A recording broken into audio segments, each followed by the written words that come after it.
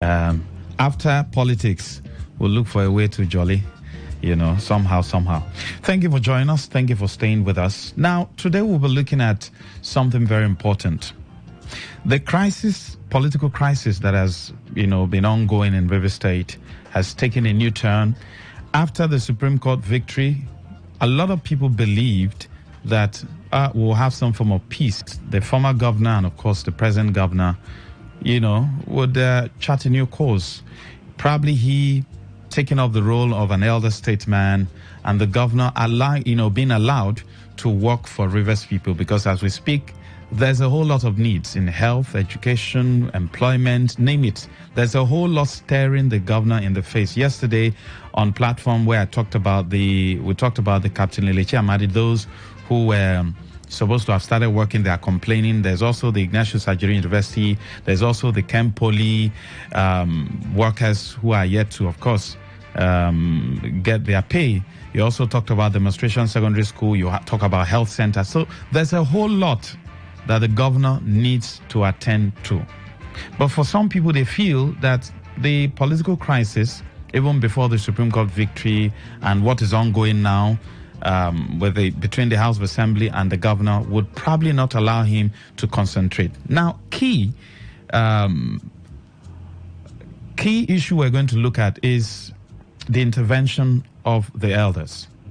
A lot of people believe that the elders didn't intervene early enough when this whole crisis started. Hence, the need why the president came on board.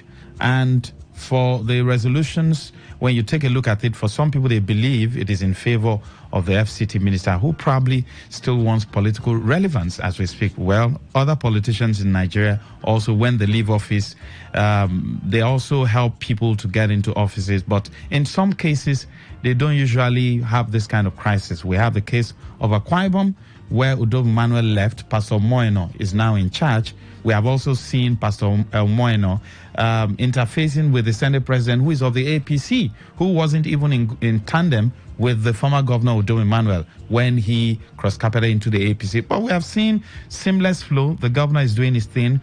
There are other governors also who left, put their own person, that of Delta. They are all working. Now, in River State, with all the enormous resources, will the people... Firstly, are you... Because, the previous administration did not address most of the infrastructural decay in the government, starting with the secretariat to health centers across the country, to school teachers not having salaries and most schools without teachers. And totally, except flyover, was their major target and their operations. So we expect that now that the civil servant has come, it will look at the secretariat, bring the secretariat to be a comfortable zone for civil servants to work. It would put in place a system that we know the civil service used to work with. The budget will be implemented by the various ministries and on departments, agencies, so that you can now hold them accountable. But this issue of crisis is quite unfortunate because it's unfortunate in the sense that Wike himself brought Sim. He fought very hard for Sim to become governor. The way Mrs. Jonathan and Jonathan fought for him to become governor. So one expect that after the elections and handover, he himself said, you don't see him as a small boy, he has enormous powers. So we expected him to give the boy a chance, let him bring up his blueprint and see how we can be able to move the state forward. But the crisis came, and the issue of how to remove the governor has been his own yardstick, his own, he has disobeyed him, so he must be removed. Politics is not played that way. When you're playing politics, you come to serve. You allow service to take place. You have been there for 8 years. Nobody quarreled with you. nobody fight you. You're on your own. Even when people make comment, you don't care. You just do whatever you like and you've left. Even if the same is your direct blood son, there's a limit to how you can handle him, and they will revolt. He has revolted. Rivers people were not happy with what happens. They came in their numbers, and they've shown serious support to Sim. And I think the support Sim had frightened even Mr. President. On the part of the elders, we invited both parties, Sim and the governor, so that we understand what is their problem. But both of them ignored us. The minister was abusing us, insulting us, forgetting that some of the people there, when they were in government, it was not born. When the likes of Rear Admiral Fengesi was the commander or the administrator of Bonny, I don't think his father has married his mother, or nobody thought of him. He was not born. That was before the war. And at that time, he was a member of the Federal Executive Council, the Armed Forces Ruling Council. He became a minister. They were not born. We have the likes of Ibn Princeville, who was a former governor. At that time, maybe in primary school. And the judge when he was there, he was not yet in secondary school. So these are elders. There are so many of them who are very senior to you in age and in service. And they invited you, you were just thinking they can do nothing. You went to the governor himself on his part, refused to see us, thinking he was pleasing his organ. But we as elders felt there's a difference between governance and ownership. We know without peace, we cannot move the state forward. But unfortunately, Mr. President was cajoled. He was given a script which he handed over, and that script was lopsided. And as elders, we saw that the script they are bringing cannot give us the required peace. Rather, it will be a graveyard peace that will be detrimental to the state and to the governor himself. But the governor refused to see things the way we are saying things because he felt he wants to be loyal to his organ. But this is power metrics. A power metrics, no matter how your guy is, look at what's going on in Russia and Ukraine. They are the same family. But when there's a power metric, everybody wants survival. In this case, we expected the governor to fight for survival. But he did not fight for survival. He was not even defending himself. Rather, he broke down all his defense just to please his organ, just to please Mr. President. Mr. President said everybody should withdraw court case. He ran and withdraw his court case, which was a very good court case, which he had a judgment that was protecting him. He asked the speaker to resign, his own speaker to resign. He left his defense open, very open. And he said he has gone through it. He does not see anything detrimental, anything that can take life, that whatever happens, no amount of sacrifice is too big for him to do for peace. There are sacrifices you will do that will take your life. And he said it's not important. There are sacrifices that you will do that will betray the state. And he said it's not important. That all you want is peace. What kind of peace? You cannot get peace in that circumstance. And we are still seeing that if we allow things to go the way it is going, we will not get peace and development will elude River State. And that was why we went to court to ensure that they interpret the law as it were. But unfortunately, the judiciary is one of the major problems we are facing in this country now. You see, we're talking about security and so on. There are components. The security components are there, the security agencies are there, but who will interpret the law is the judiciary. You can see a lot of crises in the elections appeal, like what's going on in the plateau and other areas, the kind of judgment we see. These are not the way the law should say.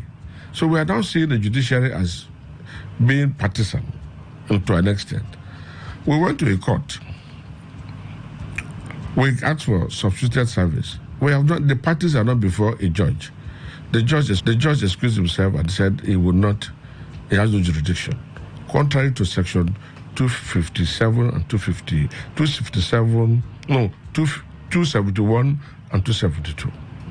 It is contrary to the law completely. But he said he has no jurisdiction. The law permits the judge to give 1 week for you to give your ruling to the plaintiff or the claimant. It took the judge more than 8 days to give us that ruling, contrary to the law, because they don't obey the law. No sanction, nobody sanction anybody. And so everybody can just get up and do whatever you like. And the state is the one that is suffering. All right? Another, in Abuja, a court has given an expiry ruling and take a date, 28. Before the 28, unexpectedly you came and said, oh, we are not, oh, somebody has ruled this way, are throwing out the case. What kind of country are we living? You are not listening to the case. You don't want to listen to the merit of the case. You look for technicalities and throw out cases. This is not the way country should run. And I pray, God forgiving us. We did not do all this in the First Republic before we ran into crisis. We did not before we run into all this crisis. So we are praying that God will guide this country, will save this country. Otherwise, the political class and the judiciary, they are tempting other sensitive organs that can create havoc in the country. And when there is no law and order, what are you looking for? Anarchy. And if there is anarchy in Rivers State, the entire economy of this country will be affected, because Rivers State is the headquarters of the South. And the Jaws are majority. And when a former governor, instead of addressing issues, is calling a Ijo. The last time turned a fire Ijo, oh, this or that. You are putting sentiment that will consume the entire economy of the country. So we are saying, look, enough of it. Let the court interpret the law the way it should be, so that everybody will be at peace. Now, what are we looking for? We are not against Wike. We are not against Sim. We are not against Tinubu. In our case, we took Tinubu to court, we took Sim to court, we didn't take Wike to court. We took the speaker, the purported speaker, because we believe that the Constitution says you shall. The word shall is very strong in law. You shall vacate your seat. And Wike himself has been somebody who has been advocating that if you leave your party to another party, you must leave. And I'll give you another example. Amechi versus Omeya.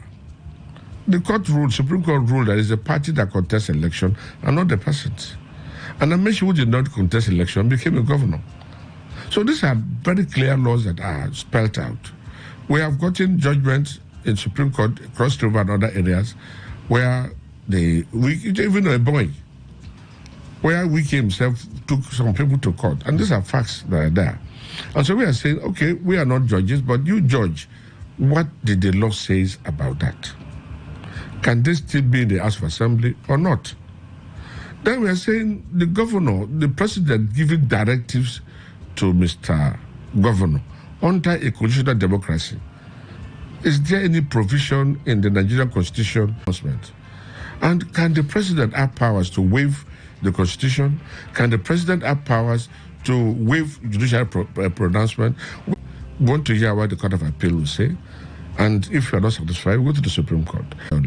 But if things continue the way they are going, development is eluding us. That's no development. Schools, primary school, no teachers. Secondary school, no teachers.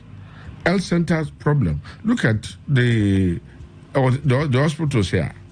They are all in trouble. And things are becoming too expensive for the average poor man. Unemployment is not there. There's no employment at all. There's unemployment everywhere. And we cannot create employment. The oil companies are cashing on all this, and they are not helping our people, because there's the vacuum that is, so to say, a vacuum in proper management of the system. So we want peace so that the governor can be able to work.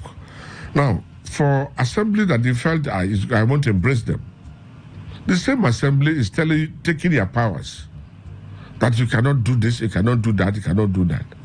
And yet you are bringing people that have left their seat, and you give them grace to be recognized, and the next thing they carry is to carry gun and knife and go after the governor. These things must stop. It's not guilty for the state. And so we pray, we are begging the courts to do what is needful. Let us know what the law says. If we know what lawyer, but we have hired lawyers and they advise us that we have a good case and we are pursuing the case. Now, you talked about unemployment and the youth are mostly affected. The population is made up of about 77% of the youth. And if these guys are unemployed, it means, of course, nature abhors vacuum. They will tend to criminality. If this whole issue continues, there was a court order for the arrest of Edison here. That case is still in court. The House of Assembly, they are doing theirs. And it looks a calm environment where they can push their life forward. If what is ongoing, the power play that is ongoing, continues, how do you think this will affect the youth? And do you think the youth might rise up, probably negatively, even though we don't pray for that? Well, you see, I always say that Wike is lucky to have somebody like Sim. Sim is more than loyal to Wike. And that is why all these things are going on. And he says, I want to walk. Wike cannot stop him. The assembly cannot stop him. And if he's ready to fight back, I don't think Wike will be able to withstand him. The seat he's sitting is the seat where Ojili sat and almost became president. The seat he's sitting is the seat where Amechi sat and worked with other governors to remove a sitting governor. The seat he's sitting today is the seat. Okay, it's sitting president then. Yes. That's Jonathan. Jonathan, yes. The seat he's sitting today is the seat Wike sat and became a superhero. So in his own time, why will he be a lame dog? That he cannot walk, he cannot take actions. Why must he be afraid? Or is it loyalty? There's a limit to loyalty, and there's a limit to be afraid. He has immunity, which others don't have. So what is the fear? We have seen other governors like Obaseki in Edo State, what happened there? And he moved on. Even he won the second term, and he moved on with his people, develop his people. So it's left for Sim to know whether he wants to develop River State or he wants to play father and son. He has the support of the people. And they are worried.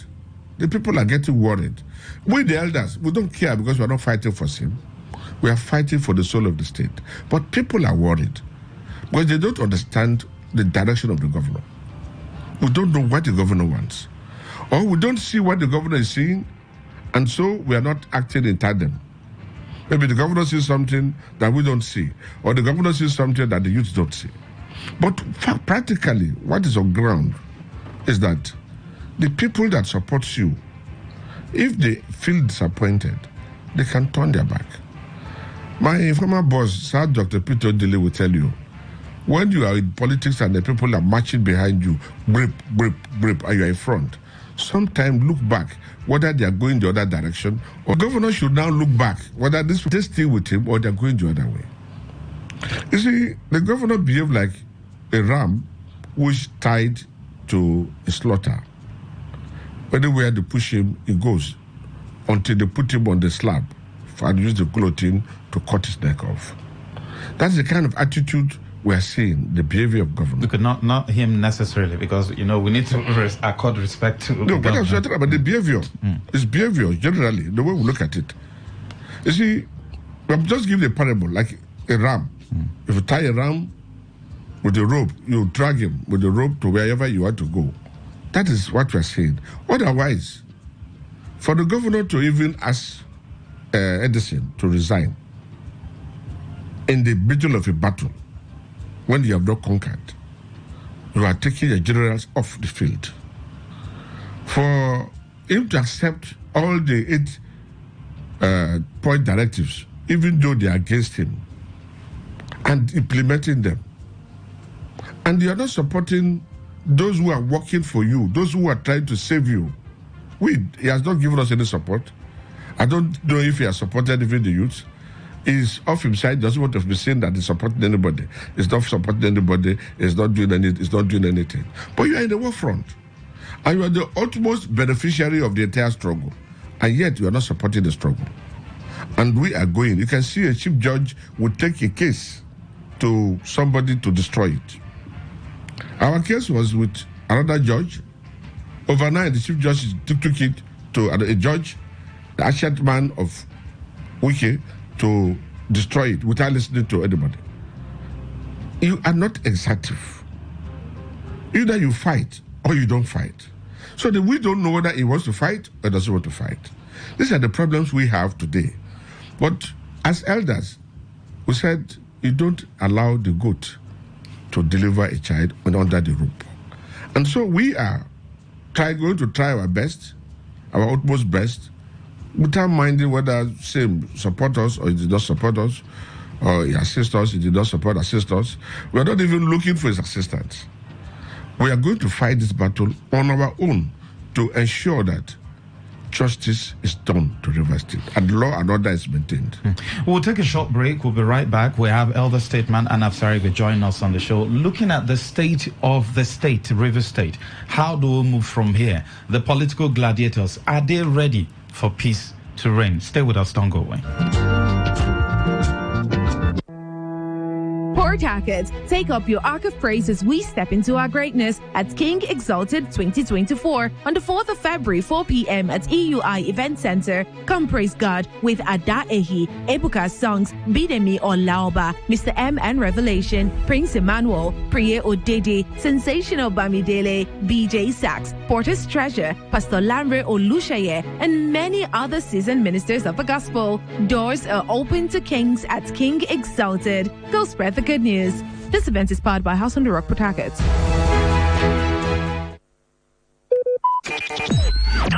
Talk radio. I listen to a lot of talk radio. 95.1 FM. Welcome back to Talk That Talk, the Friday edition. Feel free to join us on Facebook, on Twitter, and then on YouTube. Today95.1 FM. You can watch this program live. We have Elder Statesman Anab Saribe joining us on the program, looking at the state of the state, Rivers State. Where do we go from here? How can we quell this crisis? How can we also ensure that, development comes to Rivers State? Now, sir, you talked about the attitude of the governor and how he's been probably over loyal to the FCT minister. Who is the governor supposed to be loyal to in the first place, constitutionally speaking? The governor swore an oath to be loyal to the Constitution.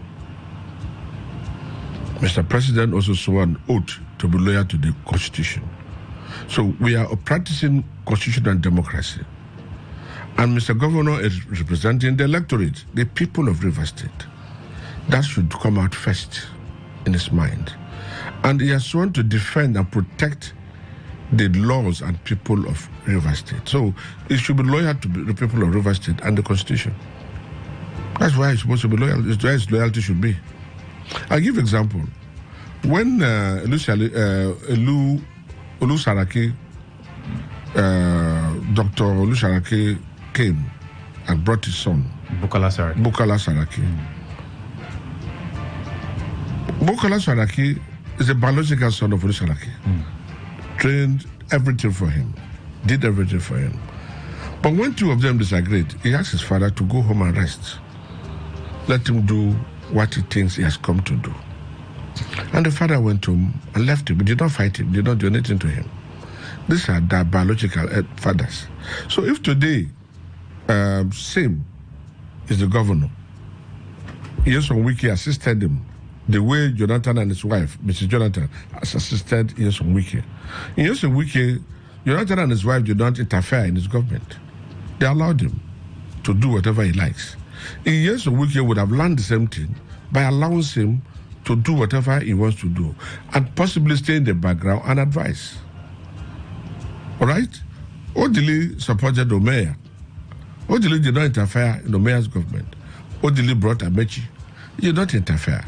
And he has his respect. No matter what, even when Amechi set up a judicial commission of inquiry against Odili, people like me fought against it because it is not right.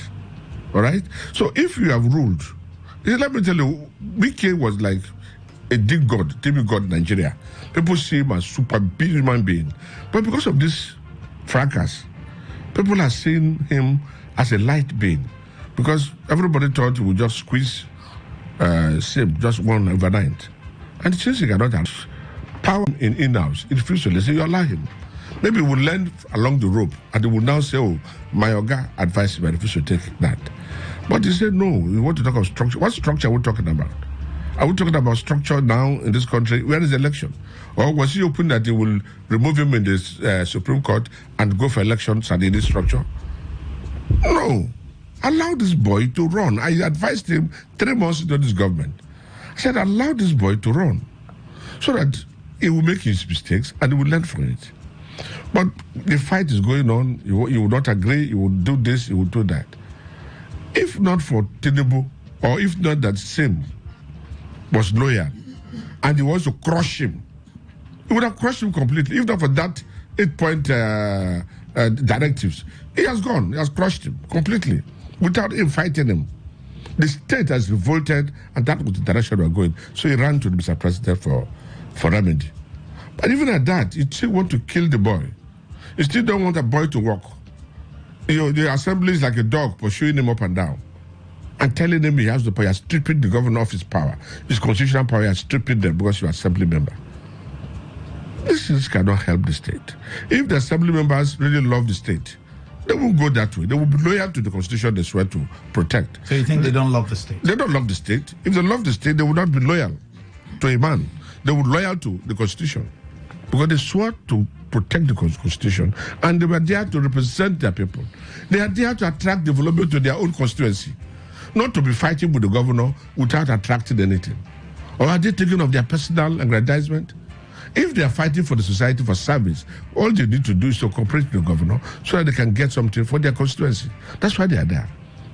So that the state will grow and develop. Because I am beginning to think, Lagos State and Rivers State were apart. When Asuwaju was the governor of Lagos State, Odili was the governor of Rivers State. There was some scheming at that time. I was in government. And they tried to make sure they frustrate everybody and they move everybody to Lagos. The companies ran to Lagos and Lagos began to benefit from the companies. I did another scheme to kill the state so that everybody here will abandon here to Lagos. I don't understand the game plan. Are we going to be used as instrument to get that done? That Rivers State should die, the economy of Rivers State should die, and Lagos economy should grow? What type of balance are we striking? What are we starting to benefit? Rivers State, the biggest state in the South, is dying every day, and others are springing up. Can you see Akwa Ibom and Rivers today and see the difference? How many cities do you have in Akwa Ibom? How many cities do you have here? You just have Uyo, Ikotekpene, Eket, that's all. They are moving out of those areas. See the kind of road they have to the rural areas. Express road. I can attest to that. Fantastic. Express road to the rural areas. Look at the Delta State. How many cities did they have? Can you count? That's worry, I think. Delta, even a small Ugeli, it's a big city. Which city can you compare to Ugeli, River State? Even Agbaro. Which city can you compare to Agbaro, River State? Sapele. Which city? Outside Port Harcourt, can you compare to Sapele? Only. Bombardi. Everywhere is expanding and growing. Escravos. Look at Bonny. We cannot even develop Bonny. We're leaving the oil companies to take care of Bonny.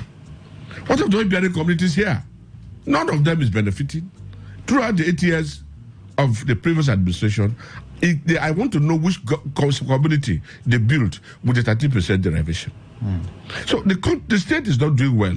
And now a young man has come, a civil servant. The civil service was dead. Go to the secretariat and see how dirty the secretariat is. Because there was no fund going in there. At the point, the secretariat was smelling. At the point, it was smelling. We started shouting and shouting. The secretariat was our pride. All right? After the war, there was no secretariat like this in Nigeria, except Lagos. Today, other states are struggling to build secretariat like this. And this edifice, if you want to build it today, you know how much it will cost us? We cannot maintain it. How much will it cost us to maintain it? So we need a cool-headed person to run this without this interference and problems. And that is why we said, let us know whether this house is indeed the proper house. Otherwise, the court should declare the seat vacant, so that people who are ready to work should come. And the governor should not bring enemies to guide himself, his house. When you bring enemies to protect your house, they will assassinate you one day. It's not done anywhere. In the days of Macbeth to today, nobody does it. Robert Greene is very clear on this matter. If they are not ready to make peace, you crush them and crush them. Totally. That is what Robert Greene says. You are making peace for people who are loyal. You cannot bring a disloyal person and say you want to make peace with him. Because it's out for something. And what are they looking for? Is the head of the governor. Is it when they cut off the head that he will know that people are after him? The governor should wake up from his slumbers. He should wake up from his sleep. And we don't know who is advising him. The advisor should advise him rightly. Nobody will like problem. Nobody will fight. If you want to make peace, make peace. If you don't want to make peace, stay your own. Stay your own lane. Let the governor stay in his own lane. If you want to wait for 2027, wait for 2027. So that the state will know where we're going. The people will decide. It's the electorate that will know who they will vote for. And so Mr. Governor should leave this as side attraction, see it as nothing, and move the state forward. They can't stop him. It's unstoppable. For us as elders, we must define who are the members of the House. If the court still refuses to listen to us, we go to the Supreme Court. If the Supreme Court make a different pronouncement, Nigerians will see. From their previous pronouncement, Nigerians will see the truth about it. The PDP on its part is also docile. They are not helping matters. The PDP, they are not helping matters. One man is PDP, the same man is controlling the APC. It's not done in politics. Then there's no principle. If you are for PDP, you must know the ideologies of PDP, the ideas of PDP. If you are for APC, you must also know the ideology and manifesto of APC. The two cannot work together. Right wing and left wing cannot work together. But one man is now controlling both sides. In politics, Nigeria, let us not do things that will bring incursions. What the political class is doing today is dangerous for the polity.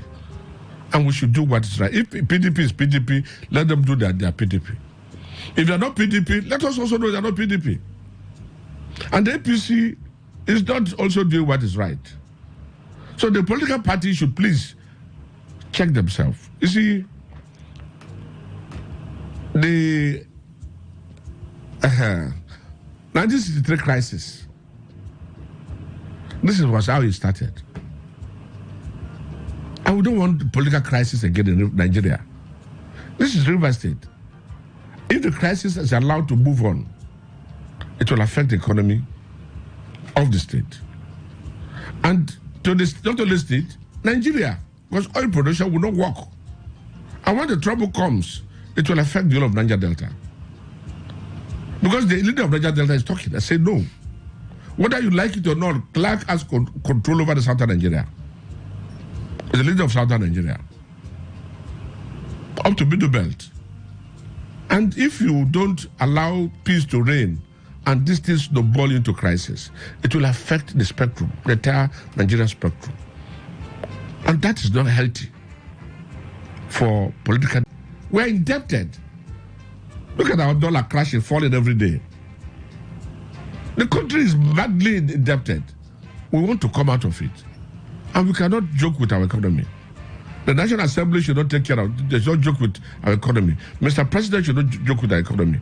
Because if you think this crisis cannot cause problem, it will. You saw the way the boys came out, even though they were not well treated by the governor. But the pains in the country will cause revolution. The pains that is going on, these boys will come out and something will start somewhere. But we don't pray for that. We don't pray, but if we don't arrest it, you cannot put fire and say that it will not bring flame. If you put fire, you expect flame. So that is the situation. We want peace. We want to avert crisis. We want to avert bloodbath. And that is why we have been shouting all along, let there be peace. After the election, we've come and addressed the country, the state, and said there should be peace. Everybody should bury their sword. And yet, people are still making trouble. Nobody's happy. We are not happy. Rivers people are not happy. Nigerians are not happy. So we pray that the both parties should look at it, not as personal matter, but they're all out to serve the people of River State and to an extent the Niger Delta and Nigeria. That should be the paramount thing, but not the individual aggrandizement, selfish aggrandizement. That's not what they should look for. Because we need peace in Nigeria and River State. All right.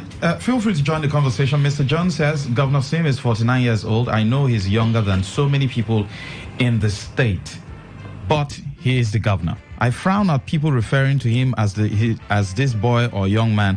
No matter his young age, he is the governor. Bankole was 37 years when he became the Speaker of the House of Representatives. He was the youngest leading people that were much older than him and was given his respect as the Speaker. Governor Sim should be accorded his respect in the state because he is the governor. All right, thank you, Mr. John.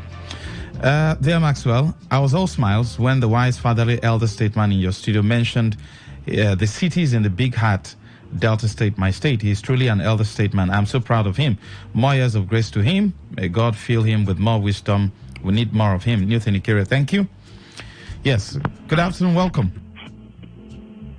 Lucky Maxwell. Yes, good to have you. Go ahead, Sir Gift. Yeah, let me greet the elder in the studio first of all. Good afternoon, sir. Good afternoon. Yeah, the truth of the matter, Lucky Maxwell, our father in the studio is preaching peace, and at the same time, I don't know if he's not preaching peace, because some of the advice and at the same time words that are coming together with that very peaceful advice, I don't know, but I will remind our father that as far as I'm concerned, what is going on in River State, it is not caused by him or by me or by Wike or by sin. It is the handwork of God. These things should happen so that at the end of the day, everybody will know their level according to his word, and I agree with him. You cannot tell me in a political circle, everybody, they have their family, they have their own line. I remember during the election period, he was supporting Jumolulu Briggs against Sim Fobara. And today, Sim Fobara has succeeded. Instead of himself and his own team to speak with one voice, what is happening today? It is the people who kicked against this very governor that is now telling us that they are in support of him, that go ahead and fight. Which of the fight? If you want to preach the peace, for them to settle, for Wike to relax, for Sim to relax as a governor of River State, for River State to move forward, we should just continue on that path. Thank you. The court that they went to, as far as I'm concerned, this is what will continue to happen because of what? The judgment of Omotosho will not allow any other court. It is only the governor and his team that has the right to appeal that matter. Thank you very much for your time. From here to Supreme Court, nothing will come out. Thank you. We have to go now. Yes, good afternoon. Welcome. Yeah, Maxwell. Yes, go ahead, sir. Fine man is calling from Port Harcourt. Yes, please. Good afternoon to the other statesman. Good afternoon. Yeah. You see, I really love the statements and the comments of the elder statesman. And that is why each time I hear him speak on radio, I make our time to listen. He has spoken the mind of the average Rivers person. See, there is no problem with you making peace. There is no problem with you mending fences with their godfather. We don't have issues with that. He taught you. But on what terms? On what terms? Do you do it at the detriment of the people? Why, as a governor, have you allowed, yourself to be vulnerable? If you have the power and you refuse to use power, at your own advantage, other people will use it against you. It is very obvious that the governor, is a peace-loving person. But how do you pursue this peace? How do you pursue this peace? As far as I'm concerned, you don't pursue peace outside justice. You don't pursue peace outside justice. Peace can only make sense to the people when it is in consonance with the Constitution. Just like the elder statesman said, we are operating a constitutional democracy. So anything that is outside the constitution of the country is detrimental to the state and also to the people, even to you. Because if you choose to do things that will destroy you as a governor, when you are destroyed at the end of the day, you are alone that will suffer it, and you have a bad reputation. Today, we are not talking about how many years Odele governed this state, but what he did. We're not talking about how many years Amechi governed this state, but what he did for the good of the state. So it doesn't matter if they don't allow you or they fight against in 2027. But for now that you have the time, why don't you make the most of it? If Saraki can stand against his father, why can you not stand against this man that does not mean well for the state? This state does not belong to anybody. He must understand that. He was voted duly, and the Supreme Court has affirmed his election. Why do you not take charge as a governor? Why have you allowed yourself to be vulnerable? That's one of the things that Thank you very much. Against. Thank you. Thank you very much for your time. Max, Governor Sim has been overconscious and has made himself vulnerable to the forces desperately determined to dethrone him. However, if Governor Sim's matter is not properly handled, it's going to culminate to a chain reaction that would affect the center, and it will be a reenactment of the ugly history of the early 60s. Everybody is going to be a loser. They should be careful as danger knocking. Thank you, Kanu. But we're not praying for that. We're not praying for that. But we're also ask politicians to behave well. If you have been listening to my program, I've always been saying it. Politicians, we're all young people. And just like the elder statesman talked about the 13% derivation, I've always rang that bell. What has our 13% derivation been used for? Shell wants to sell off their onshore as we speak. To who? What about remediation of the land? Our women, our children that are dying daily. Who takes care of them? Yet politicians wouldn't want to do the right thing. Yes, good afternoon. Welcome. Good afternoon, my brother. Yes, go ahead quickly. The matter, yes. Well, personally, I didn't want to engage in this same issue because since the matter has been trending, I never commented on it because of a reason. Because I don't like what is going on, but I'm not happy with the step or action Sim took over the whole thing. Why I'm commenting is because Sim, I heard him when he asked that they should tell him what he did, what he has done wrong. In all these things, nobody told him what he did wrong.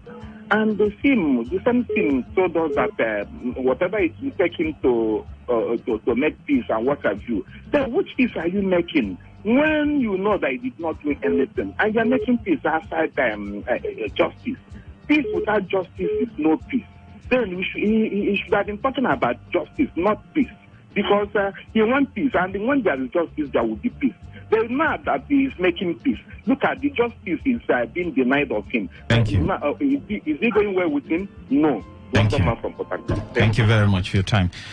When the fight to make Fubara governor was on, a lot of people were nowhere to be found. Leave the governor alone. He wants peace. Those in court challenging the resolutions will keep losing in court because they lack the locus. The parties to it are already implementing it. I think people should stop crying more than the bereaved. The governor wants peace. Also, those assembly members who defected have not lost their seat.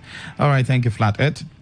Maxwell, greetings. What effort has the Rivers elders made in calling Governor Sim Fubara and Wike for a roundtable meeting? Well, if you listen earlier, the elder statesman said yes. They wrote to both of them and they ignored them. So probably you didn't listen from that end. It says a roundtable meeting to find the lasting solution to the crisis in the state. How many Rivers elders went with them to court to challenge Mr. President Resolution 3 is traditional rulers among the Rivers elders. Who is the chairman of Rivers Elders Council? Can't the Okay, I would want you to address a few ones. Well, let me look at the first one. Why do we call Sim a boy? I think my first child is older than Sim. And as a father, you always, no matter how old, how big your child is, he's still a child. I'm saying a boy does not mean it's a boy. Okay, you're not calling it in a condescending manner. No, okay. It's not. No matter, my parents still call me a boy. They call me even my elder brother still call me some childish name. Does not reduce me in anything. But the fact remains that we are saying whether it's a boy or it's a man, it's irrelevant. The issue is the truth. Like somebody said, justice. The issue of whether I support Sim or not, the moment Sim becomes a governor, is a governor for everybody. Everybody can have his own candidate. It doesn't matter. The point is, did you accept the governor as a governor? If you accept the governor as a governor, you defend him, you protect him, because he's not your governor. You cannot say he's not your governor because you didn't support him. It doesn't matter. Do I go to the government house to look for something from Sim? Like I said, Sim has not given us water or one another to support us in this fight. But Rivers people knows that the elders are talking. That is the hope they have. Somebody can say anything. Oh, we are not doing anything. At the end of the day, what are we looking for? Are we saying they should kill Sim or they should kill Wiki? We want the truth to be told. What did the law says? Elementary government tells you what government is all about and what the Constitution is all about. So if the Constitution is there, it's there for everybody.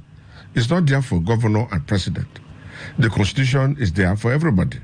And everybody have the right to interpret the Constitution. And who will interpret? It's the court. So we are saying the court should interpret the law. If the court interprets to say, Mr. President have right to give directives, it applies to every other state that Mr. President can give directives. But when the Asiwaju was the governor, and the Obasanjo gave him directive, did he obey? He did not obey. Did anything happen to him? Nothing happened to him. He created developmental centers. Obasanjo said no, he said to hell. If he wanted Obasanjo held down his money, he went to court and recovered the money. And the monies were paid later. Paid back to him, yeah. So what is right is right. What is not right is not right. So what we are trying to do is the constitutional democracy. Let us not do something with Rivers State that everybody will say, Rivers people, where are they? Like the early time of this struggle, the media were asking, are there no elders in this state? And the elders says we are there, but this is the position. So we continue to do what is right. We continue to tell Rivers people the truth and what is right. Nobody is saying Wike did not support Sim. Everybody in Rivers State will know that Wike worked with Sim and he brought Sim. But allow the man you brought to do the work. The moment you bring a child up, it's no longer your child, it's a child of the country. Sim today is the governor of Rivers State. So everybody in Rivers State owns Sim. Because he represents everybody as the governor of Rivers State. And so as a governor, everybody expects so much from him. And if you are disturbing him from doing those things, you become the enemy of the state. That is what we are saying. We are not saying it's because you support him, you should kill him. I'll give an example of Sarulu Saraki and his son. You are a father does not mean you can beat your child and kill him and the law will not look at it. If you kill your child, the law will discipline you for killing your child. This one, now you fuck the woman. Now you bought the baby. No. You know, the woman maybe pregnant. Now you pregnant the woman. Yes. Now you trained the child. You fed the child. You did everything for the child. You trained the child. And yet if you kill that child, the law will catch up with you. So we are looking at what did the law says. We are not abusing Wiki. We are not abusing Sim. Otherwise, we are only ask question, what sin did Sim commit that you want to impeach him?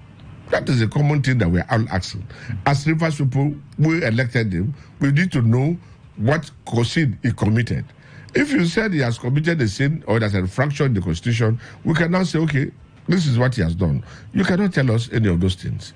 And you still want to go ahead to kill him, and after a lot of outcry, you went to president to give directives. Did the law say president should give directives in such a circumstance? Instead of you to drag your son to the house and settle with him, you allow him to public domain. And when it becomes public, do you want people not to say? People must talk. So it's not still too late for Wiki to come and say, my friend, come here. Wiki is my friend.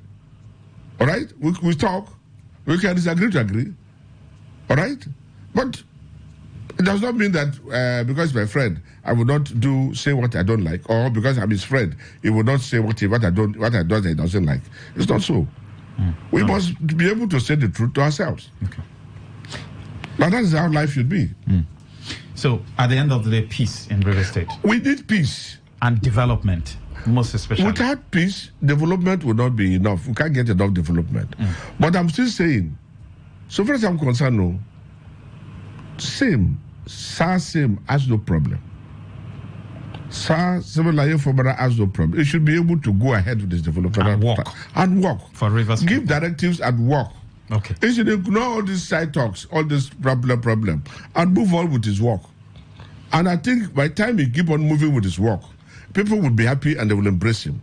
Everybody, those enemies will say, but the man is working. Why don't we work with him? That's what he will do. He should move on ahead to develop the state. Thank you very much, Elder Statesman Anab Sarigbe. We don't take this lightly. Thank you so much. We appreciate you for finding our time to come. Thank you so much. And that's it. The Sports Can comes up next. Stay with us. Bunkering is a legal act of smuggling crude oil from pipelines and storage facilities, which poses significant dangers to Nigerian society. This activity has different consequences that affect various aspects of the nation's well-being, and it has consequences such as untimely death, environmental devastation. It fuels insecurity. It also damages our infrastructure, and it also damages our international prestige. You might say, how do we make a living if we stop this illegal activity? Well, as a young individual, you can channel your energy into positive endeavors that can help you generate income and create an adequate future for yourself. These are some ideas to help you generate income. You can go into starting a business. You can also acquire digital skills or gain agricultural knowledge or engage in farming. You can also acquire art and creativity. You talk about technology and innovation, then skills and vocational training. Please note that success often requires dedication, consistency, and continuous learning. This message is brought to you by your premium talk radio, Today 95.1 FM, Port Harcourt.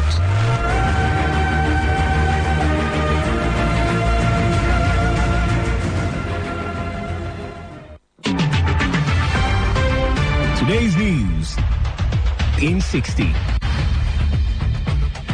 Veteran Fuji musician Wasiu Ayinde, popularly known as K1 The Ultimate, has urged President Bola Tinubu to proffer urgent solutions to the worsening economic crisis confronting the nation. Grammy-winning Nigerian singer Tems has revealed that the most dangerous thing she has ever done was a daredevil experience where she was forced to jump out of a plane while skydiving. Controversial Nollywood actor Uche Maduago has claimed that he revived veteran colleague Jim Ike's acting career with the 2021 stunt with Jamaica in a recent episode of the Trends and Bands podcast.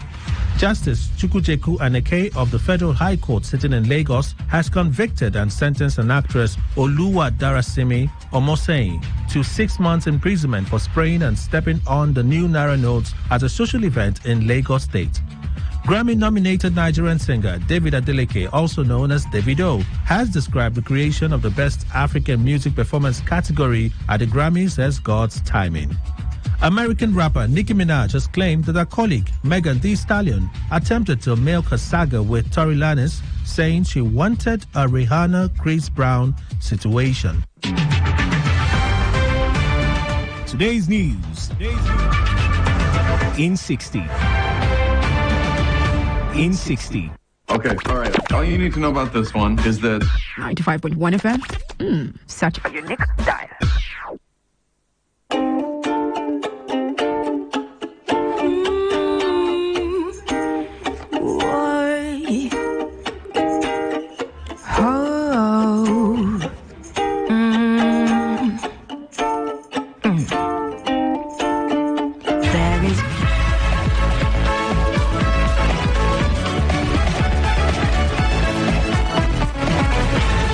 Hello and welcome to Match of the Day Africa Top 10 from BBC World Service with me, Gabriel Zakuani.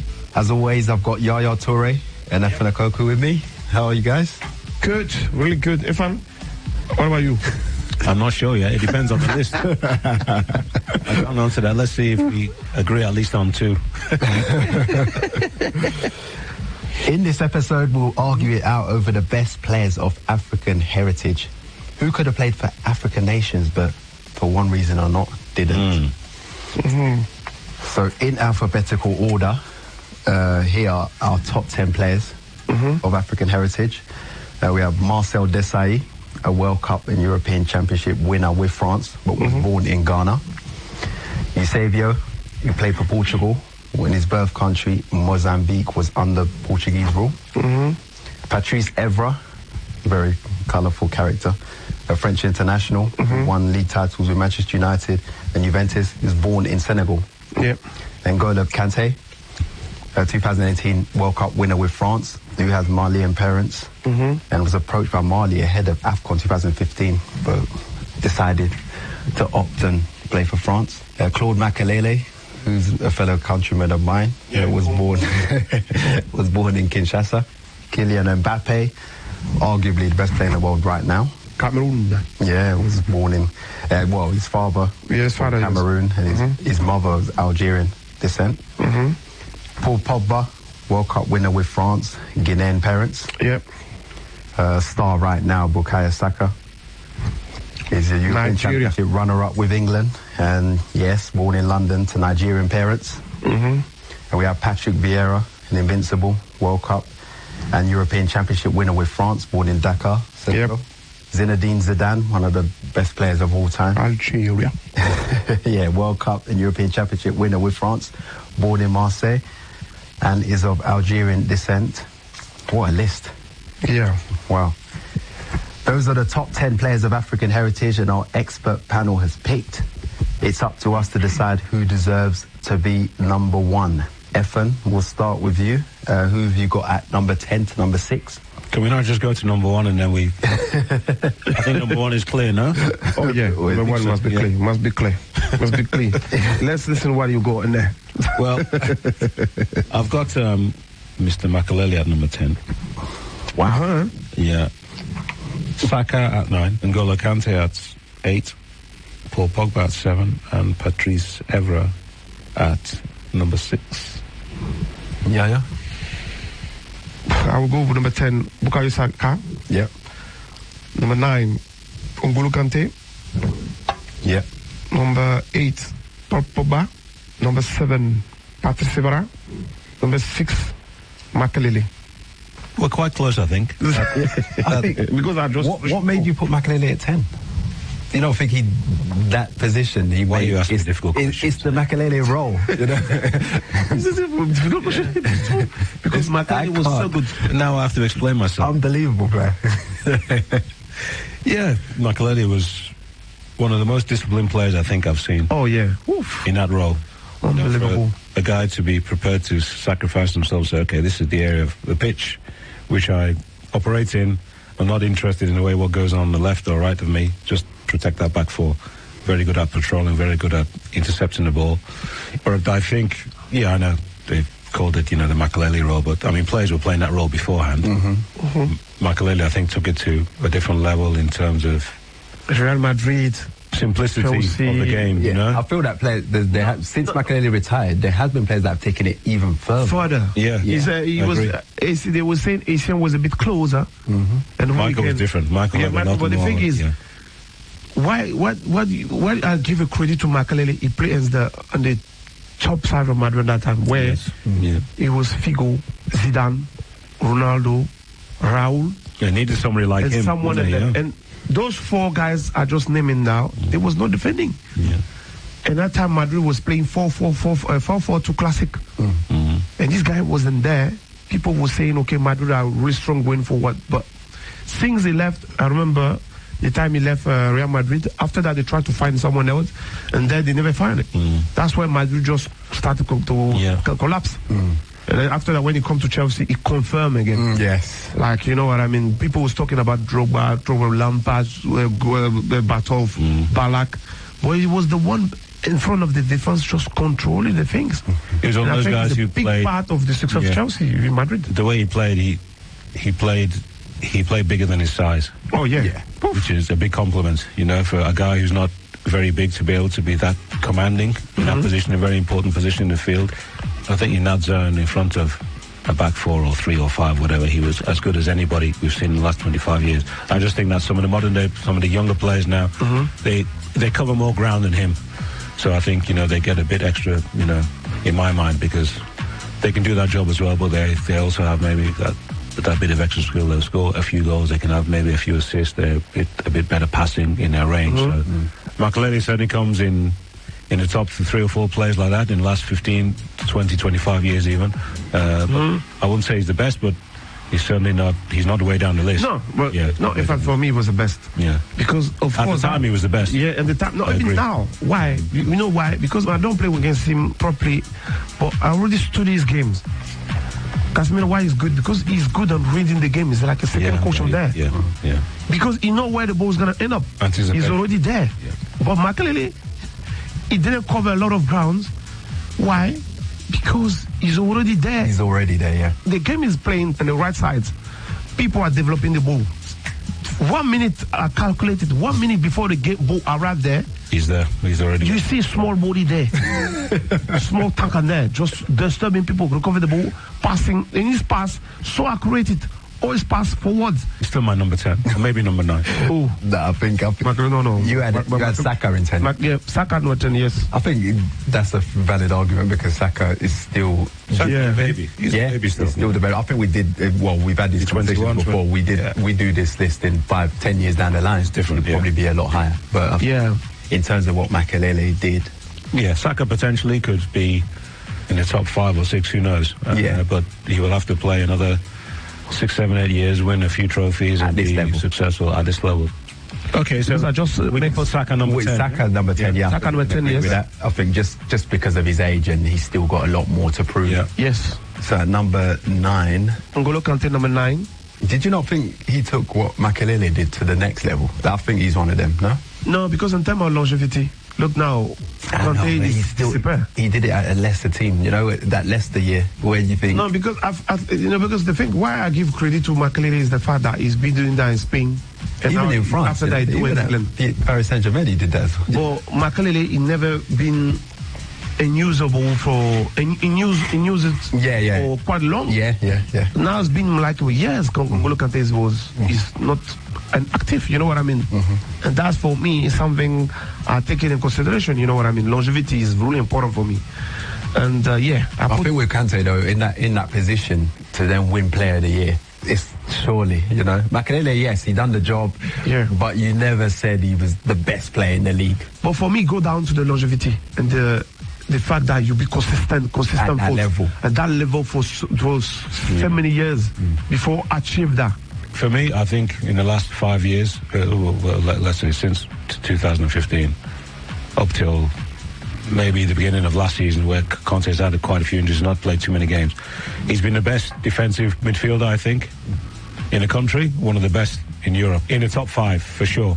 I understand what you're saying about you need a bigger body of work, but I think Conte has been impressive enough in the last 6 or 7 years. I would put him above Makelele because I think that greater ability to cover the ground.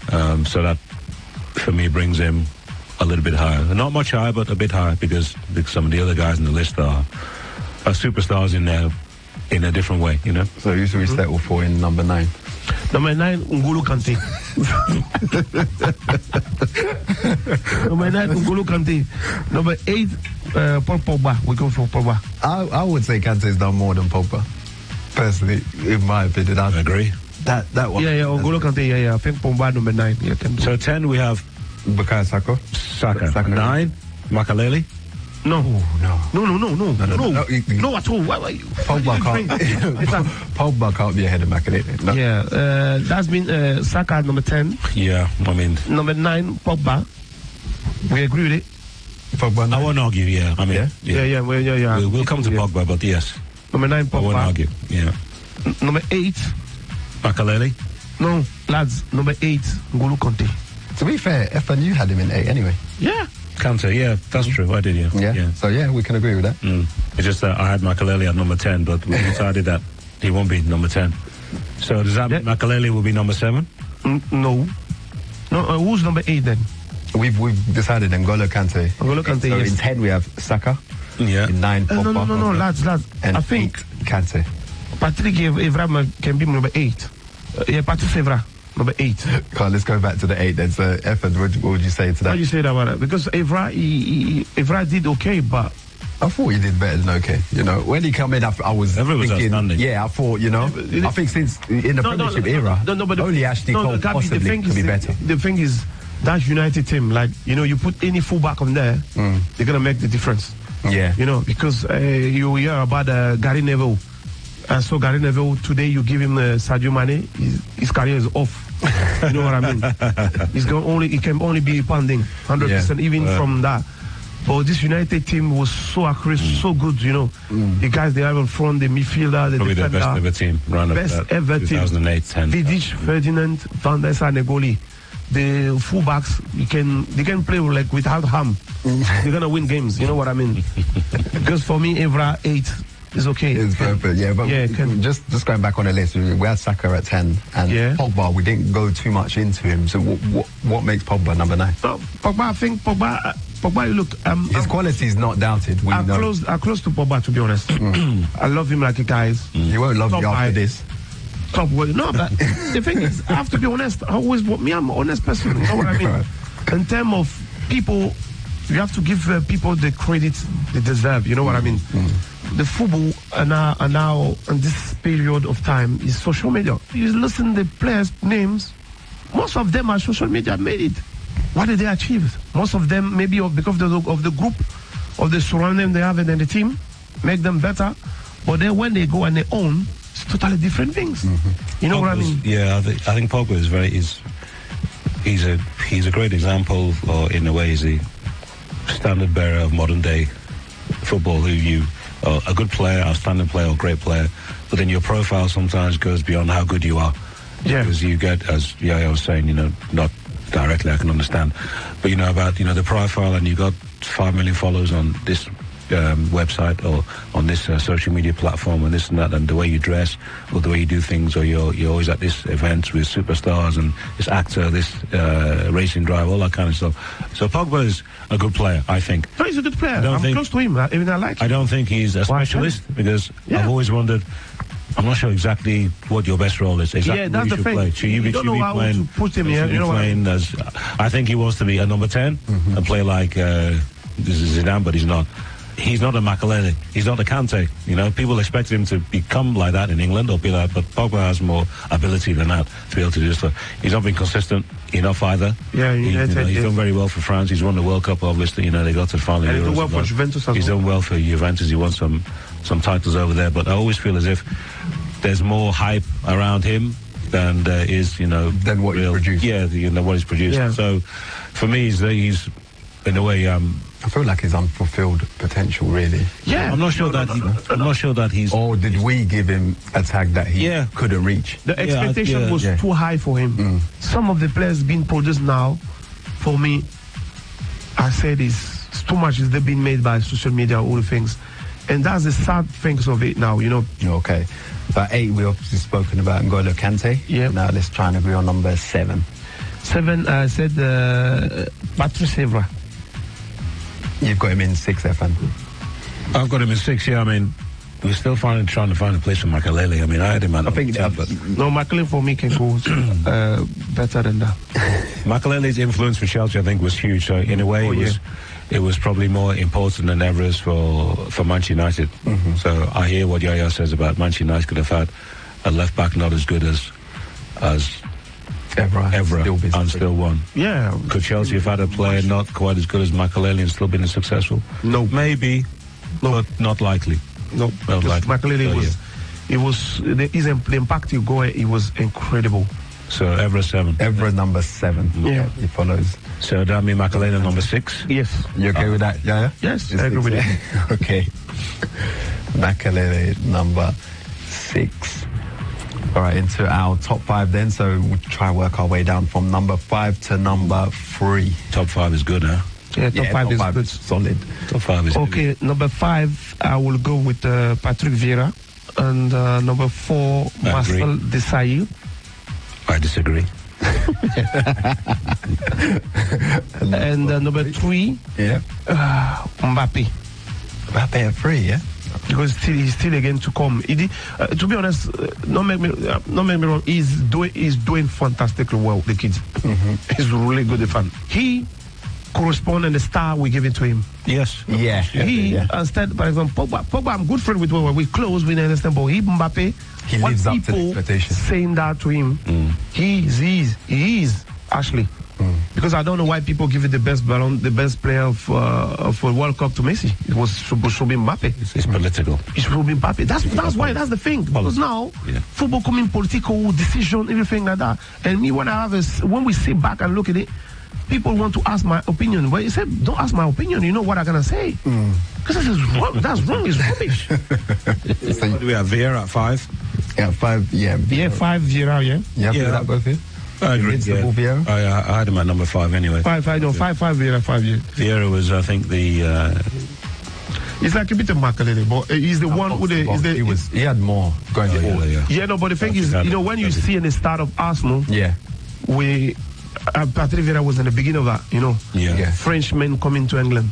Because who knows? Developed. No one knows about France when they come in. And it was cheap coming from Cannes, Arsene Wenger brought him. And from that successful moment, Arsene have the strength and the power now from the border to get more French players like Anelka, Henry, everything. He's always one started to open it, and after the rest followed. Vieira became the modern-day midfielder in England. Yeah. You know, he took the game to a different level in terms of athletic ability, in terms of technique, with speed and power at the same time. And determination also, So he was better on the ball than we give him credit for. Oh yeah. He was scoring goals and he was box to box. Yeah. People don't think in that. I think the why people when I was at my playing time, when people start to understand what I was box to box, because I get that from Ray Paolo. Paolo was playing for Arsenal. Paolo was the player of box to box. Patrick Vieira box to box. Who again do box to box, Gilberto box to box. All the players of Arsenal invincible moment, there was box to box. For 5-6 years, For me, I was there 6 months and where I was trying to repeat that. You could see it all. You could see it all. Yeah, consistently, because I was playing around top players, legend players, and they always have their advice. Look at them. Even sometimes I was washing the shoes. I go wash the shoes, but I wash the shoes and I listen to them. I look at them. You know what I mean? And when we are training, I ask them some question and I be with them, always close in it. And that's when I come to England, people say, oh yeah, he's powerful. No, because I learned from the best. You know what I mean? Because Paolo, people know him all the time, but this guy was incredible, consistent, playing games after games and not stopping. Patrick Vieira, Gilberto Silva, all those ones. And he had that period with Petit, when Emmanuel Petit as well, all the things like that. But me, when I ran Arsenal, Emmanuel Petit was just left already. So you model your game on people who you think you are like. That's it. You know, you say, okay, that's my style. He's a bit like me. You take a bit from everybody. That's it. Improve. Yeah. Okay, so we can settle that on that then. Vieira at number 5. And in 4, who have we got? I think at number 4 we can go to Marcel Desailly. He's going slightly higher. See, this is where age, comes in again, because, when I say age, I'm talking about, players who've done it over a long time. Yeah. As they say, he was a big name and a big performer for all of the 90s, till about 2003 or 4 maybe. So that's 14, 15 years at the high level, winning the World Cup, winning the Champions League with Marseille, with AC Milan, winning stuff with Chelsea, all that kind of stuff. So he's my number 3 and Mbappe is my number 4. Not because... no, we can do it. Yeah, because I think both of them... Mbappe could still... Mbappe, really... I think can still carry on. In 10 years, Mbappe could be number 1. For many, many reasons he could only be 1. But right now, he's still he's still a young guy. He's won a few championships in France. But Mbappe, we don't need to talk about him too much because we know how great he is. So Kylian Mbappe in 4, yeah? Yeah. And Desailly in 3. So Marcel Desailly in number... Monsieur Marcel Desailly. So our top two. Yeah. What order are you going in? So number two. Yeah, tell me number two. Yeah, number two is going to be Eusebio. Yeah. And number one, Eusebio. Zinedine Zidane. Monsieur Zinedine Zidane. Stefan, what do you think? Well, you agree there? Yeah. Oh, you agree, yeah. Monsieur Zinedine Zidane. Eusebio is still a name that we still talk about him now. His name still rings from the 60s and Benfica and playing for Portugal. And coming from Mozambique to play in... Then Benfica were one of the big names in world football, you know, along with Real Madrid, with Santos of Brazil, with Manchester United, with Inter Milan, AC Milan. In the 60s, Benfica were right there as one of the big names. So to have a guy from Africa playing from Mozambique, being their best player, most famous one, the best goal scorer, you know, just star in the World Cup. Eusebio's name still rings loud. It does, yeah. He's still remembered up till now, and I think obviously we've spoken about the power of social media now. Obviously that wasn't there, but he's still high up on everyone. Oh yeah, because that's the truth. That's why I said like it was not social media at that time, but those ones. Believe me, if I'm can be maybe confirm with me, there was a great players. After Pele, he was seen as the next best player in the world. You know, for that period, from the early 60s up until 90, he was the star of the World Cup in 1966. Although Portugal lost to England in semi-final, but Eusebio was regarded as one of the best 2-3 players in the world for 7-8 years. Yeah. We always talk about how difficult it must have been for African players to come to Europe. Yeah, it must have been. You know, we can't imagine how tough it was for a black player to be successful. Yeah, in that period, especially in that period. 60s. Yeah, it's a well-deserved. Then Eusebio in number two, and you both have agreed on here on your list, Zinedine Zidane. Yeah, at number one. Monsieur Zinedine Zidane. What makes him number one? No, this guy is blessed. Simple as that. He achieved a lot of trophies as a player, even as a coach. Yeah, I think this one, I don't know how we can describe him. And you cannot bury him, you know, that's it. I think he's also one of them players, you know, like I look back at Zidane moments, even the big games, he always turns up as well, you know, scores the... No, I said, the one, Gabi, we have to, I said, as a player and as a manager, big games, big occasions, Zidane. Yeah. Small bold man up there. That's true, yeah, no, I agree. Simple as that. Why you want to talk about it? And big games is there when he was player. And coaching, he win 3 times in a row Champions League. And people don't talking about it a lot. It's normal.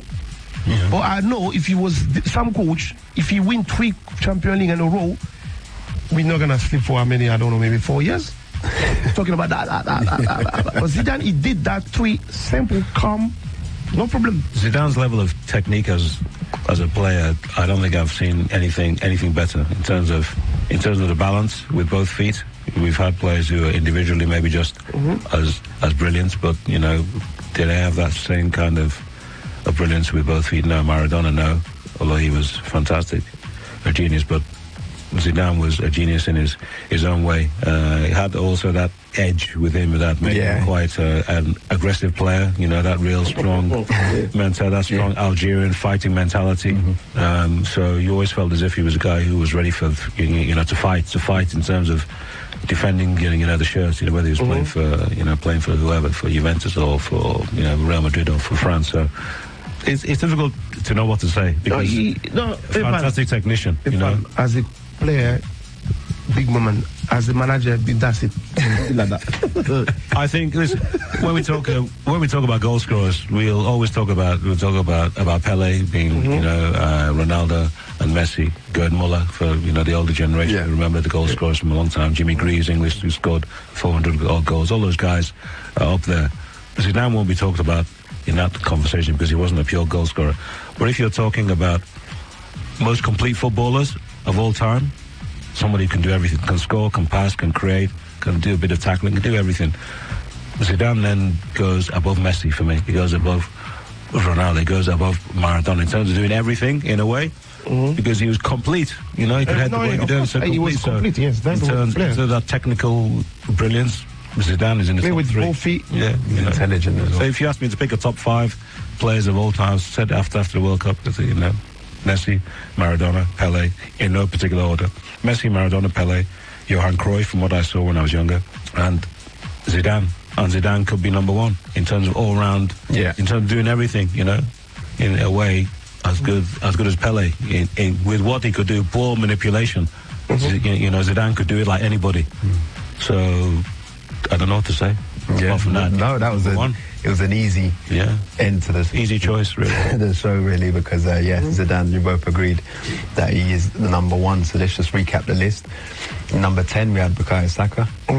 Number 9, Pogba, followed by N'Golo Kante. In number 7, we had Patrice Evra. In number 6, Claude Makelele. Number 5, Patrick Vieira, followed by Kylian Mbappe, and our top 3 is Marcel Desailly in number 3. Number 2, we agreed with Eusebio. And in number 1, Zinedine Zidane. Monsieur Zinedine Zidane. So that's our top 10 players of African heritage. Who would make your list? Who do you wish would have played for your nation? Let us know. Search BBC World Service on Facebook and Twitter. Use the hashtag MOTD Africa Top 10. That's it for this episode. Please leave us a rating and review where you can. Match of the Day Africa Top 10 is produced for the BBC World Service by BBC Sport. Once again, thanks for listening and see you next time.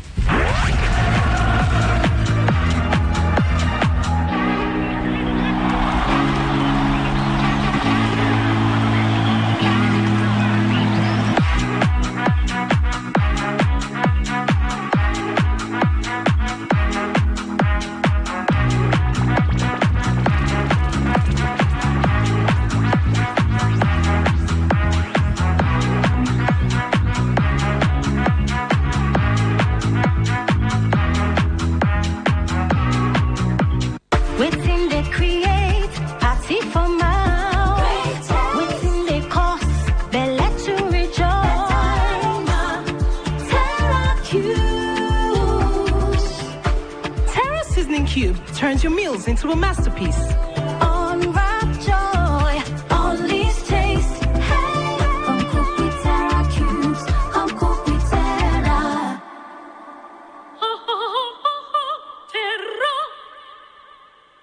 Radio has never been this good. Today, 95.1 FM, Port Harcourt.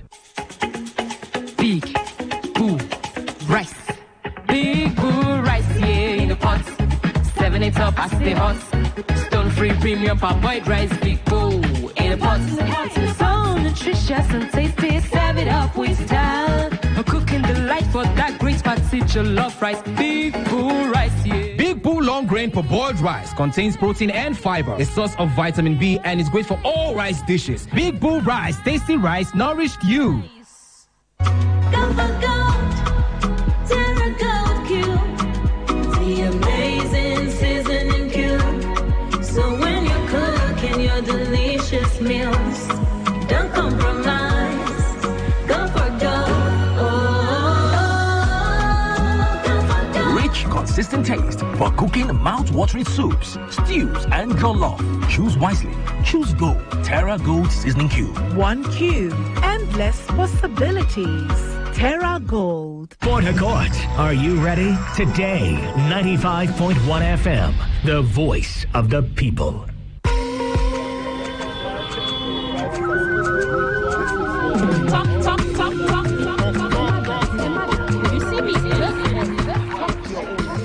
Greetings, my fellow Nigerians. How na day? How's your new year going so far? Are you keeping up with those resolutions? Abby, I should mind my business. You're tuned into the program Talk Your Own, Make Naija Better. The program always on the move across Naija with our microphone, of course, because we need you to join mouth, talk your own on top the matter where concern you, because we want Nigeria to be better now. Abby, my name is Ekpademe, aka Super. Talk your own. Make I talk my own.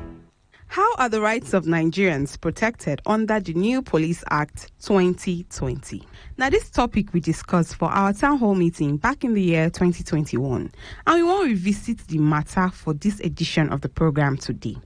So don't go anywhere, because we for like know whether waiting they talk that year still hold water this year. Change is day, Abi, change is no day. Now, our presenter at that time, Afi Basi, handled this one. Talk your own. This is Afion Basi speaking to you from our Talk Your Own Town Hall meeting. Yes, by the BBC Media Action, the international charity of the BBC. As always, you know me, you can call me Afi. And we'll be talking about policing, and human rights of citizens in Nigeria. For many years now, a lot of Nigerians had pushed for changes in the way Nigeria police carry out their activities.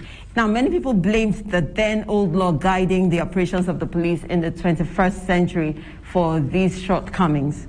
So last year, September 2020, a new law, Nigeria Police Act 2020, was signed by the president after being passed by the National Assembly. The question that many Nigerians have been asking is, how are my rights protected under this new Nigeria Police Act 2020? And that's not the same question we will ask today as well. Let me quickly introduce my studio guest. I have CP Emmanuel Ojukwu, retired. He is the Provost Police Public Relations School. And we also have Barrister Williams Dogo from the National Orientations Agency. Thank you, gentlemen, for coming. Thank you. Thank you. Earlier I said, I have gentlemen in suits. Except they are not black suits. All right, thank you. So we have, as usual, many Nigerians, especially young people, connecting to us on video call. You'll get to hear them in a short while. Some of you watching online on Facebook at BBC Media Action Niger. Quickly, let's start with the various human rights challenges for Nigerians in the operations of the police. What are these human rights challenges? Let's start with the audience. The human rights challenges for Nigerians in the operations of the police. Okay, I have Mercy Abute. Thanks for this opportunity on this platform to keep discussing, the issues that would help make our country better. And then this one on the human rights thing is very key. Following the whole advocacy, the NSAS campaign and all of that, I'd had certain experiences that a caretaker would use a policeman on me to, eject me wrongfully from my accommodation. And because I'm a citizen and know my rights quite well, I was able to ask him certain questions, and he really sounded ignorant even about the law that he seems to be operating in. So it is a very vital discussion that how do we ensure that these laws are put in place and implemented, that citizen-police relationship is enhanced, because the motto says the police is our friend, So I look forward to hearing from the panelists and how we ensure that they're implemented. Thank you, Afi. All right. Thank you very much, Mercy, for sharing. What has been the very big human rights challenges? I mean, let's be honest right now. In the past, before the new law came into existence, really, we've been having various complaints from citizens as it concerns human rights challenges in the operations of the police. So perhaps I should start with you, Barrister Williams. Basically, I would say the most visible human rights challenges we have witnessed or experienced in relation to the police operations are largely in the area of arbitrary arrest, illegal detention, and then possibly too, one can say, in the area of prosecution too. Be that as it may, the Police Act 2020 that has been assented to by Mr. President has gone a long way to address some of these challenges facing the relationship between... We're actually going to come to that conversation in a short while. Okay. I mean, because it was just passed into law in September. Yes. We don't know how much it has addressed. But let's talk with you. You're with the police. And, sometimes one might be tempted to say, oh, you want to be supporting the police side. But let's talk about it. What are those challenges confronted as human rights challenges in the operations of the police? Well, talking from the perspective of an insider, he that wears the shoes and knows where he pinches, we can say quite vividly that in the exercise of his enormous powers given to it by the Constitution and by the laws of the Federation, the police often overread themselves when it comes to exercising their powers of arrest, powers to stop and search, power to detain, power to grant bail, power to investigate, and even prosecute. These are powers, and some powers are abused in the course of duty based on the perception of the person exercising the power, the attitude of the complainant or the suspect, and the general societal malaise we have in this country. So by and large, we have noticed abuse of human rights in the course of those areas I mentioned: arrest, detention, releasing bail, and investigation proper.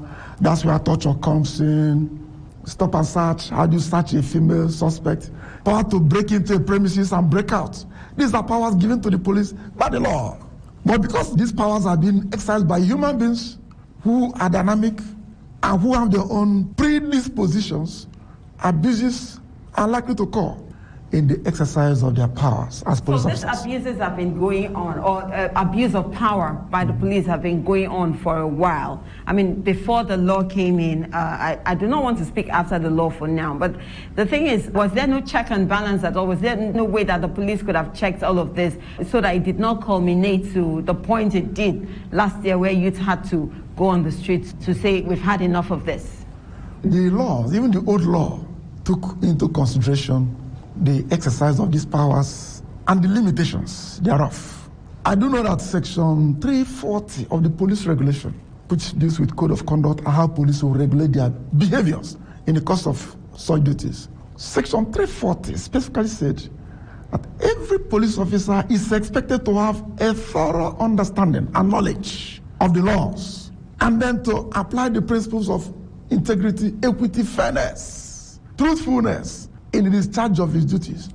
Some of these issues, fairness, equity, and other, touch on human rights.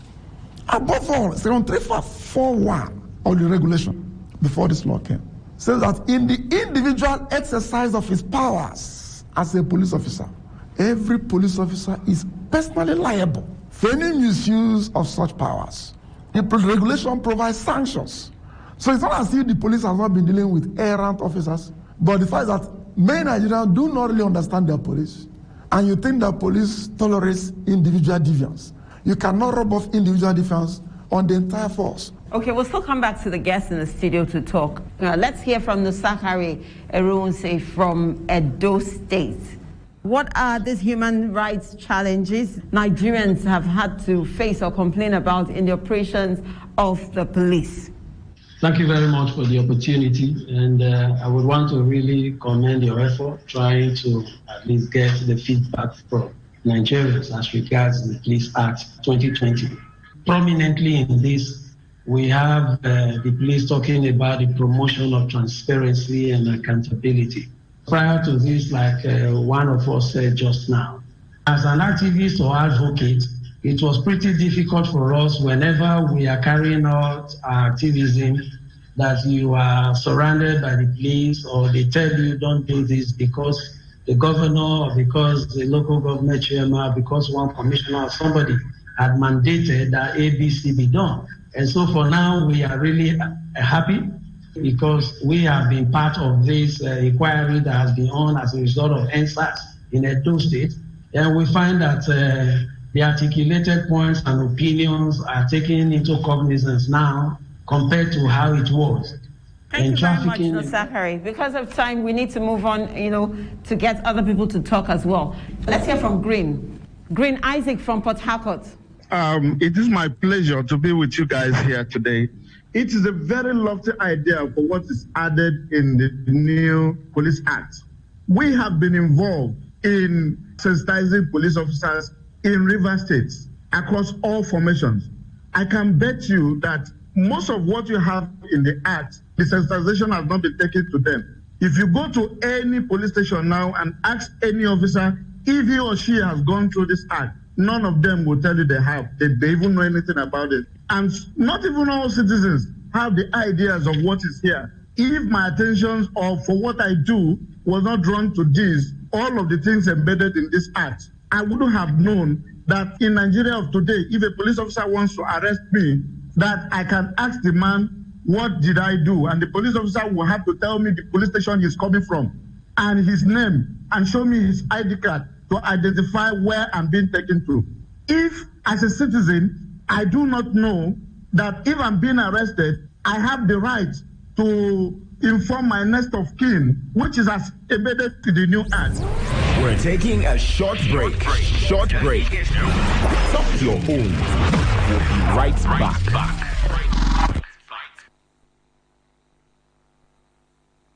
You're back on Talk Your Own. Talk Your Own. Make Nigeria better.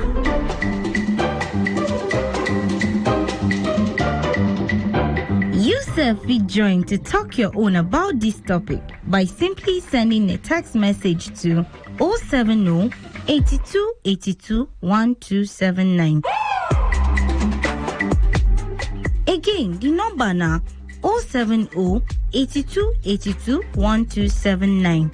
And if not Facebook or Instagram you prefer, our name there now BBC Media Action Naija. You are on to Talk Your Own, Make Nigeria Better, the online conversation. And you can also join us on radio every week for our regular conversations. Today we're talking about how are my human rights protected under the new Nigeria Police Act 2020. And our guest, CP Emmanuel Ojukwu, retired. He is the Provost Public Relations School of the Police. And we have Barrister Williams Dogo from National Orientations Agency. Now, what are the things in the new acts that improved the protection of the human rights of Nigerians? I'd like Barrister Williams to talk about this. Since, it's your organization that does orientation. Well, thank you very much. There are very interesting and very important sections of the Act that I think will go a long way in protecting and promoting the human rights of citizens. I think we shouldn't forget the fact that primarily one of the objectives or the functions of the Nigeria Police is to promote and also protect the rights of citizens, most especially as enshrined in Chapter 4 of the 1999 Constitution as amended, the African Charter of Human Rights, and other international and extant laws. For me, there are quite a lot.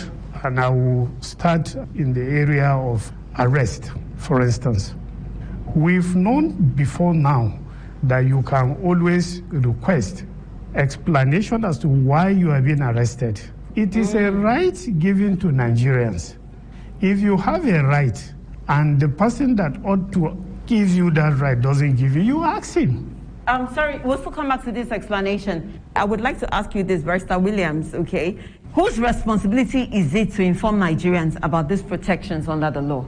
Well, when you talk of enlightenment, so many, depending on the subject matter, I don't think there is one person or organization that will be said to be the only one responsible. I think it's a collective responsibility. The NOA, of course, as part of its statutory responsibility, is in the forefront, in ensuring that the citizens are well enlightened and educated on that. At the same time, too, the police are involved, and then the citizens themselves, it's our responsibility. The agency is yet to start any public enlightenment on the new Police Act, but it intends to do so, hopefully, as we go through the year. Well, September to now, it's like 4 or 5 months, and that's a lot of time already, a lot of time. So, and don't forget, please, every program is tied to budgetary allocation. The Police Act is one among the very many on the table of the agency. Okay, so let's talk about the police itself. CP Ojukwu, you're the provost now, of the police school for the public relations, and I'm wondering, how is the school addressing the issue of human rights of citizens being protected by the law? And how is the police also addressing the issue of educating, enlightening officers to also know how to go about holding the rights of citizens and relating with citizens itself? Okay, first is that human rights, we call them fundamental. They're basic. And it behooves every citizen to have an understanding of his rights. I've heard lawyers say that equity doesn't suffer the indolent. If you're lazy about your rights, if you sleep on your rights, somebody will take them. Because every human being is aggressive, is territorial, is greedy. The less you know, the more powerful your enemy. That's why thieves come stealthily, without your knowledge, to attack you. But the police has done a lot. But there's always give and take. It takes two to tango. The police will not be up there and the public down there. So we need to bring the public at par with their rights. What the Police Act 2020 has done and has shown us is that for the first time, Nigerians gave to their police an enabling act. Since 1948, that the whole police act was made, we were operating on the law given to us by colonial masters who never wished us well. And you criticize the police for this.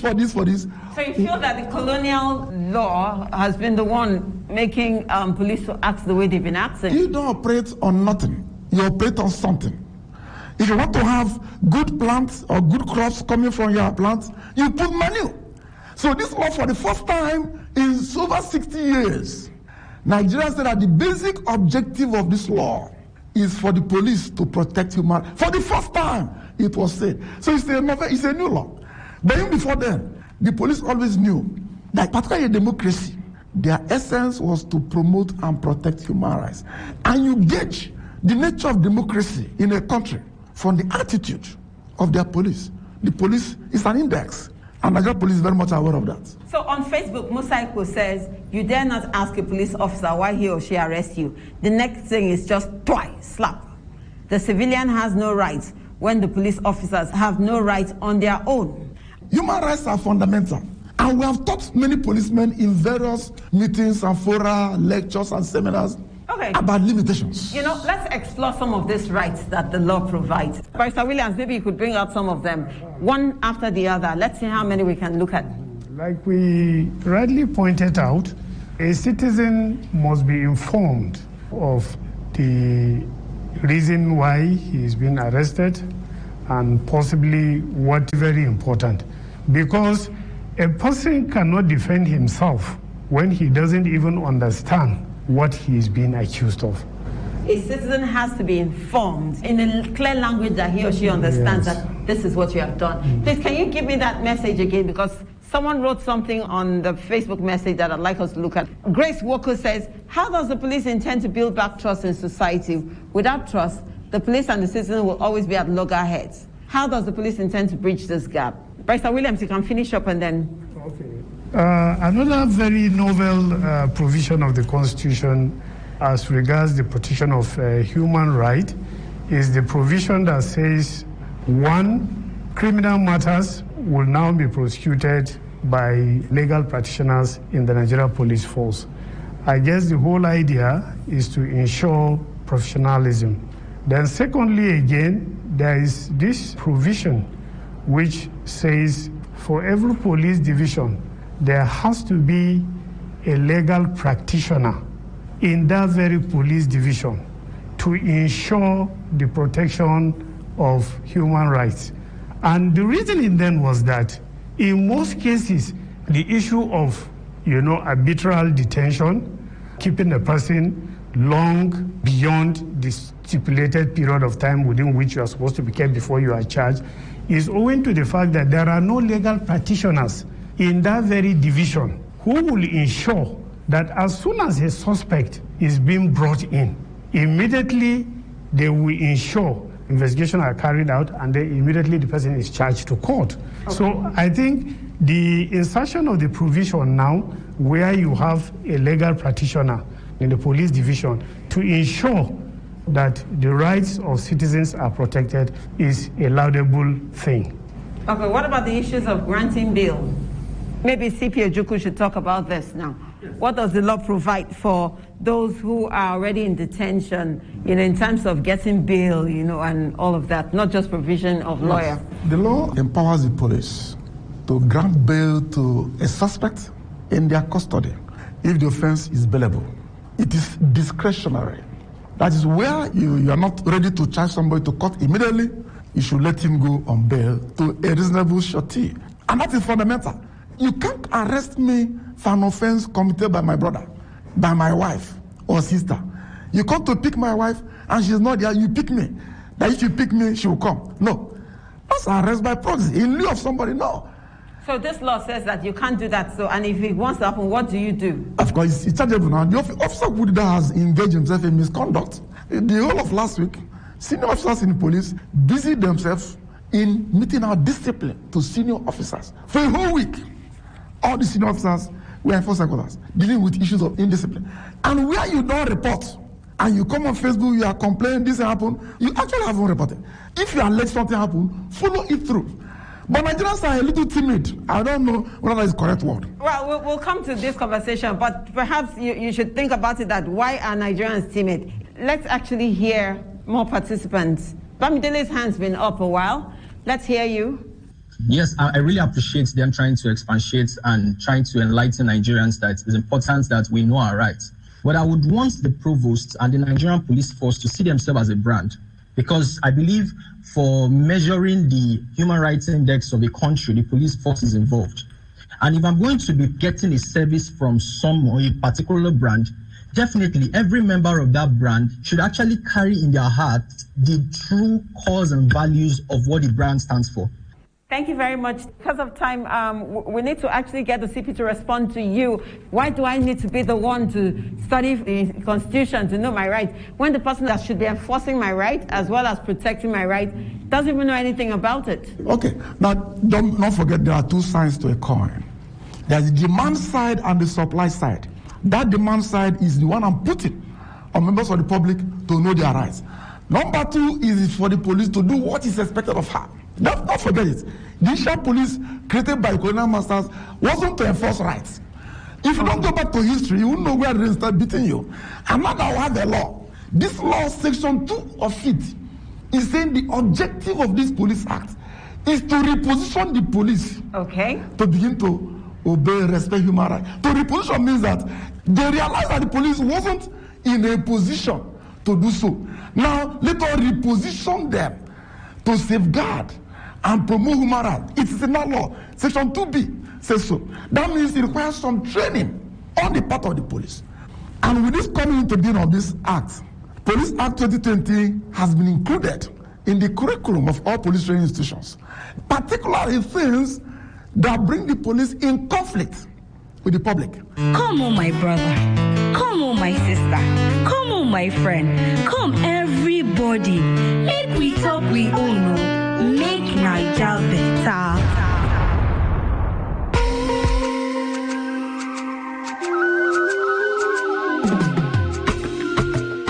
All right, people, that was the town hall meeting held back in 2021 and anchored by Tokyo presenter at the time, Afi Bassi.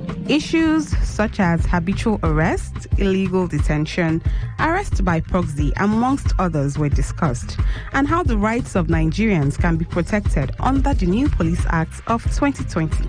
Last, now the responsibility of both citizens and the police to know what's inside this act. You can always join the conversation by texting us on 0708 282 1279. Again, the number now 0708 282 1279. Or send us a direct message on Instagram and Facebook. Our name now, BBC Media Action Niger. So until next week, same time, same station. My name now Ekpedeme, aka Super. Bye. Talk Your Own is made by BBC Media Action Nigeria. Okay, all right. All you need to know about this one is that 95.1 FM. Such a unique dial.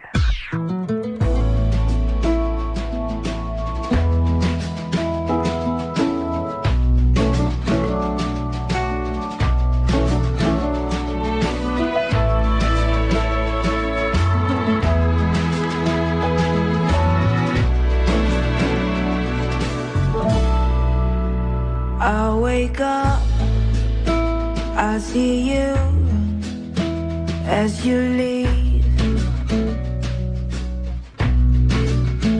I feel it, I see it as you leave. When we kiss, I went deep, but you're far.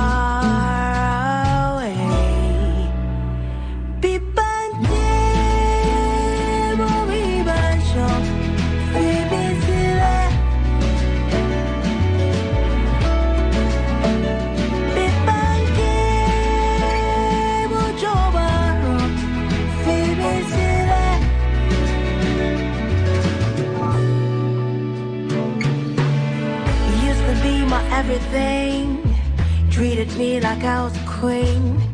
What spell did it cast on me? Or was it a make-believe? You say, girl, never be afraid of ever, ever loving me. Those words I hung on to. Oh God, I was a fool. You became my bad habit, keeping up appearances so you could notice. Even when you suddenly picked the things and left the keys, that's crazy.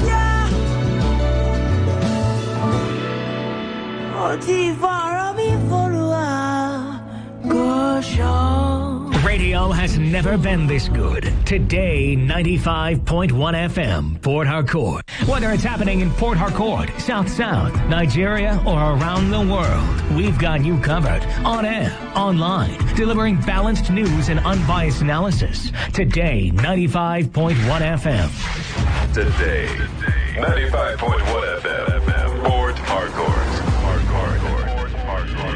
News update.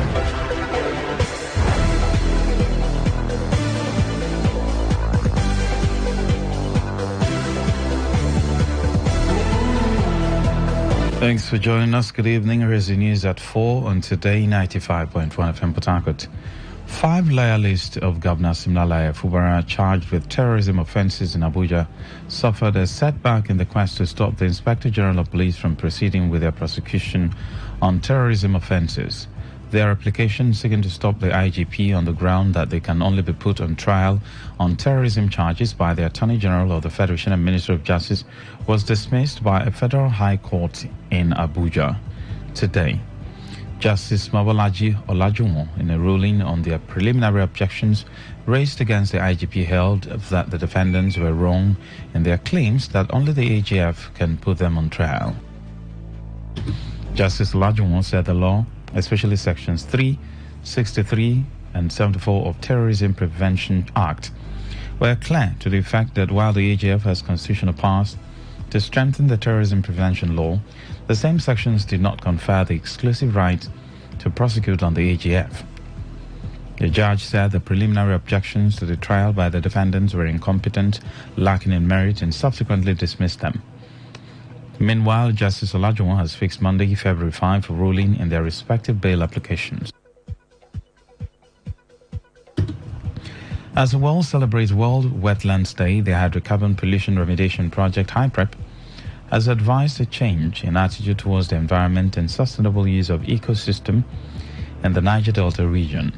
In a statement signed by the project coordinator of HYPREP, Professor Neni Barinizabi, he called on stakeholders to work together towards implementation of sustainable practices that will protect mangroves for the benefit of the present and future generations. Professor Zabi also said that HYPREP is undertaking preliminary shoreline cleanup and assessment of over 3,000 hectares of shorelines in Ogoni land.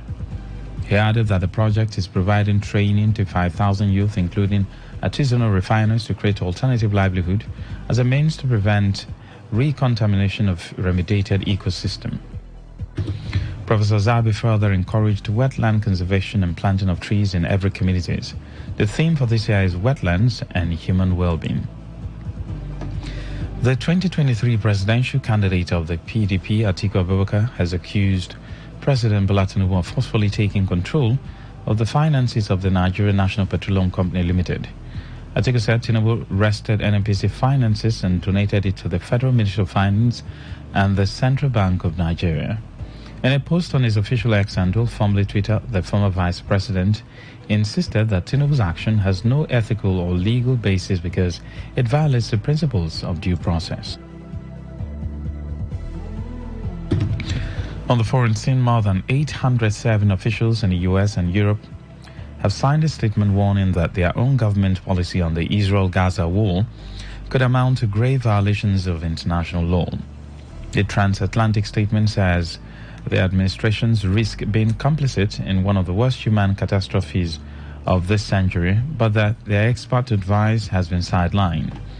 It is the latest sign of significant levels of dissent within the government of some of Israel's key Western allies. One signatory to the statement, a U.S. government official with more than 25 years national security experience, told the BBC of the continued dismissal of their concerns. The statement is signed by civil servants from the U.S., the EU, and 11 European countries, including the UK, France, and Germany. And that's the news update on Today 95.1 FM. I am Lucky Maxwell. Good evening. Thank you for staying with us.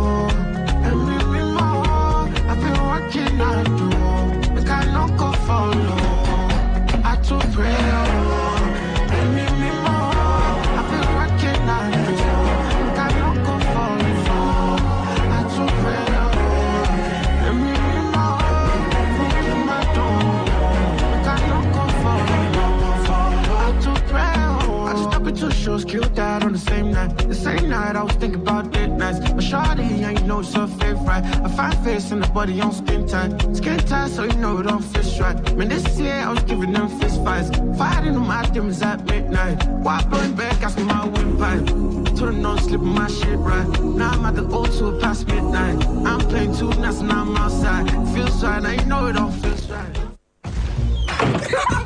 Every day when my children return from school, I don't recognize them. Hello, do I know you? You're the chocolate to goodness every day because you need to reach your peak. Everybody needs nourishing goodness. Just a cup, you'll see it's true. Taste the nourishment you can enjoy. Big chocolate it is. Kids, grown-ups, it doesn't matter. Have a rich cup of peak chocolate milk powder anytime and enjoy the delicious nourishment of chocolatey goodness. Big chocolate it is. Peak. Reach for your peak. It all begins with breaking news. Now, make no mistake, this is a difficult mission, and it will remain difficult for some time. Then it keeps trending. Events, issues, personalities, all struggling to gain attention. But in the race for deadlines, the intrigues, power play on the currents are often missed or underreported. Insecurity here is basically a product of poverty. But not anymore. As the platform on radio steps in to fill the missing links on events, issues, and personalities in the news. I'm not afraid of anybody. Yeah! The platform on radio serves all of the hottest topics and trending issues. Only on Today 95.1 FM. 95.1 FM. Port Harcourt. Every weekday at 4 p.m. Get on the platform on radio and be served.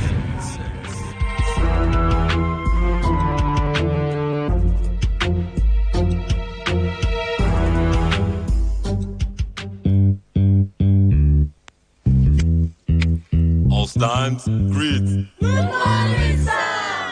Good morning. You're welcome to Jagbajantis High School. My name is Sound Sultan, your new mathematics teacher. By the way, do you understand pidgin English? Yes, sir. Okay, now what we go use henceforth?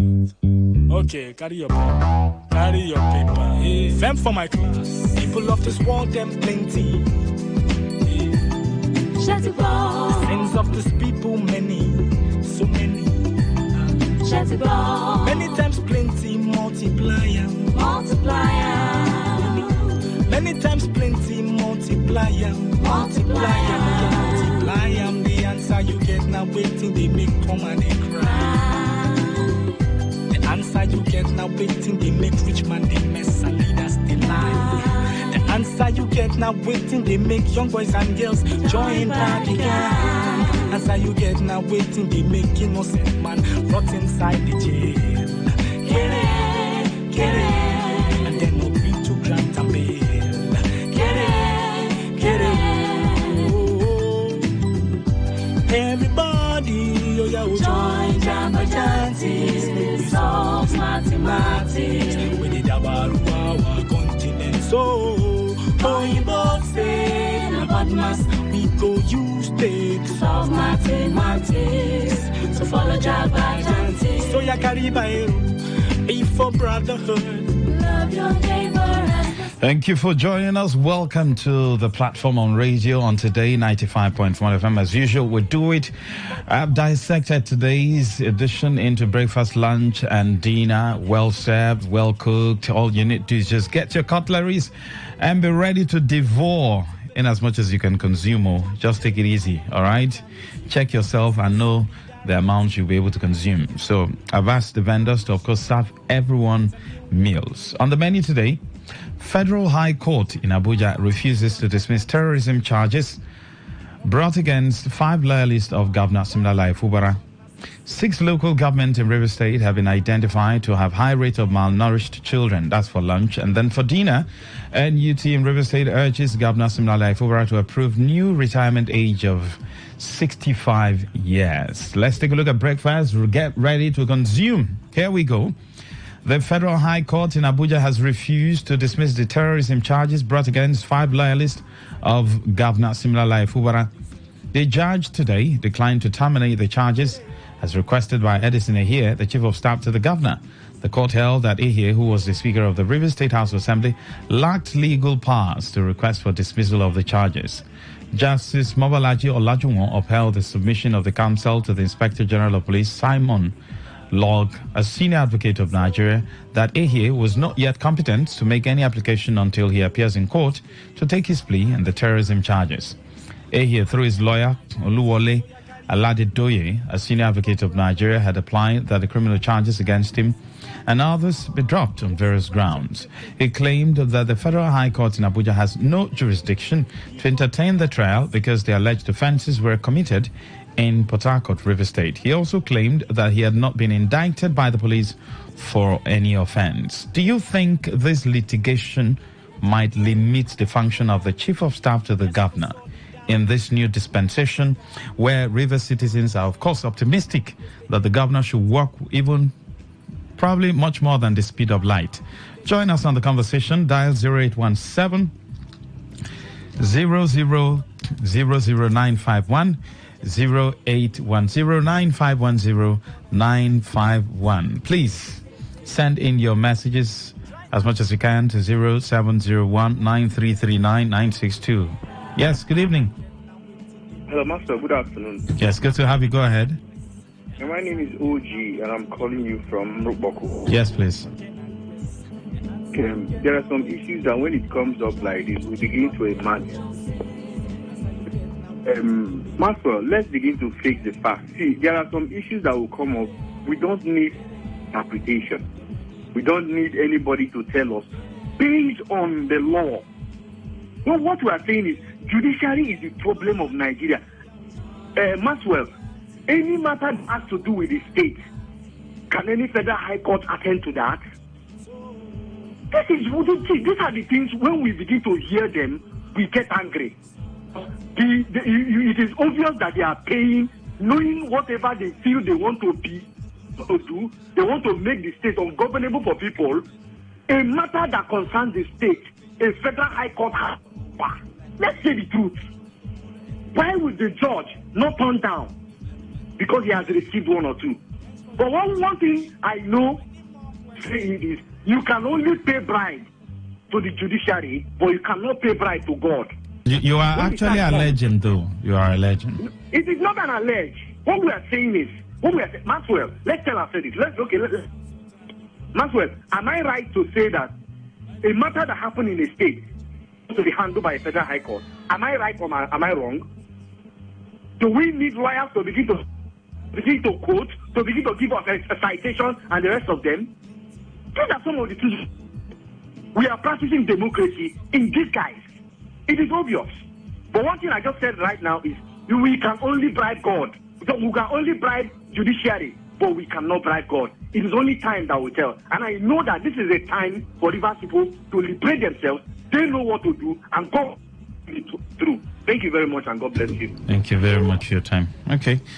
Maybe you would have said bribe man, not necessarily the judiciary. All right. Let's move on to lunch. I'll come back. 6 local governments in Rivers State have been identified to have high rate of malnourished children. The local governments include Ikwere, Kana, Gokana, Onelga, Opobo-Nkoro, and Degema.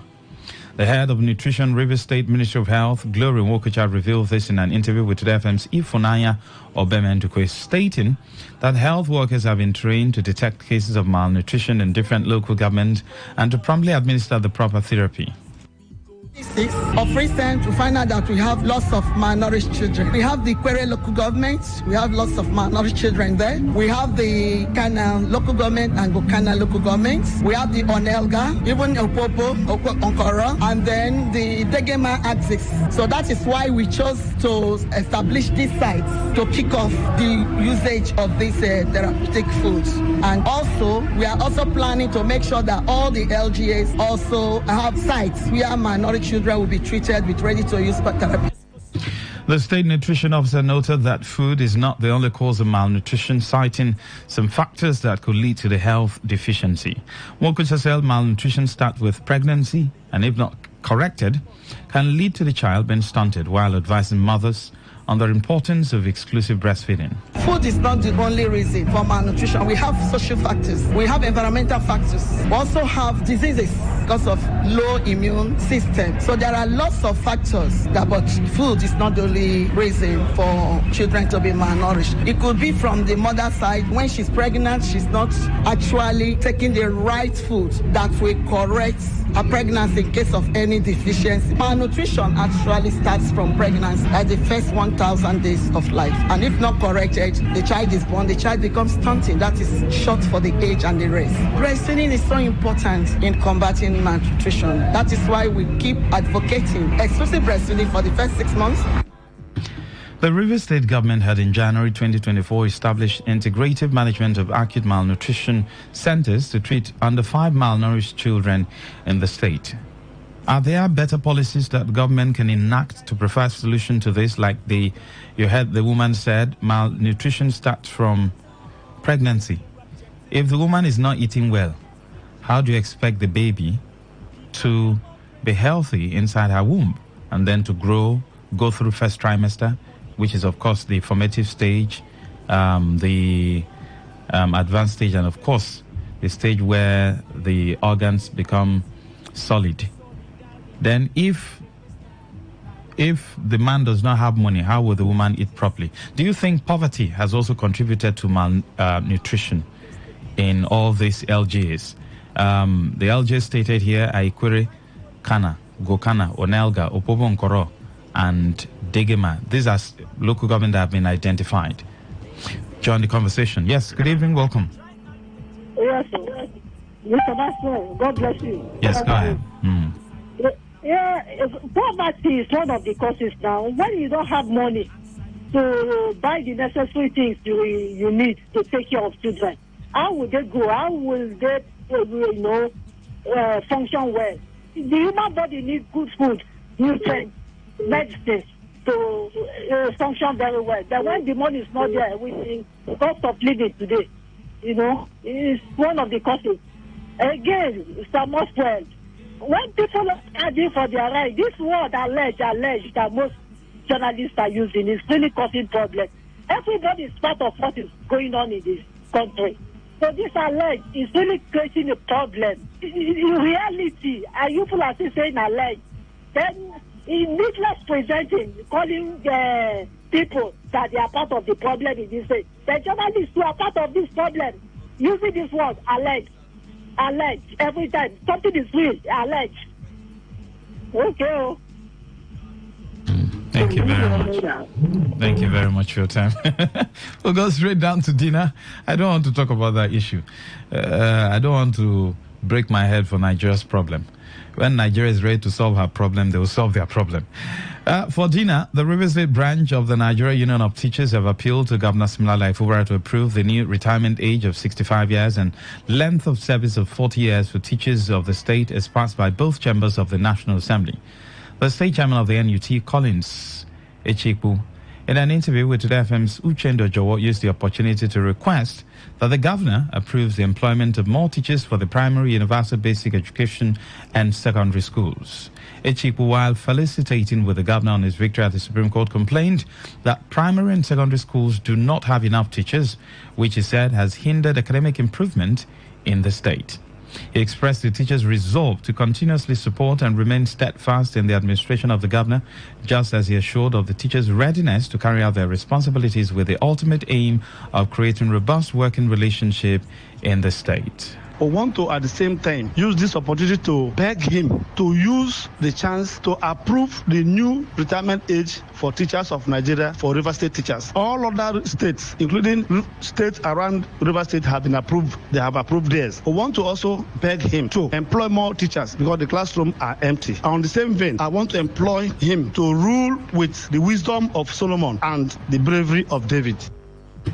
It would interest you to know that a visit by Today FM's correspondent to Abua Udwa, Ahuda East and West and Kana local government areas of the state revealed the poor state of educational facilities and manpower, and in Kana, where 80% of teachers are volunteers.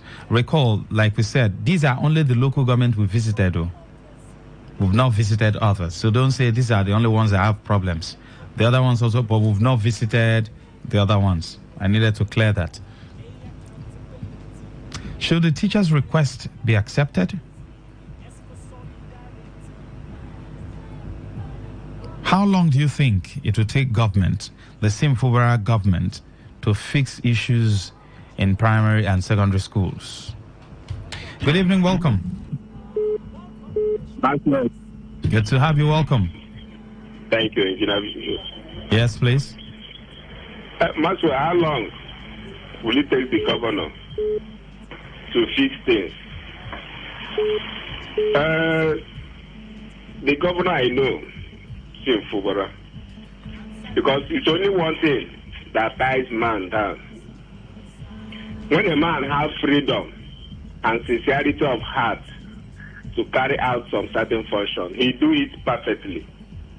If we will be given the opportunity, the chance, give freedom without any stress or pressure or whatever, I believe it won't take him more than 1 year to transform the educational sector in River State, of which he is capable of doing.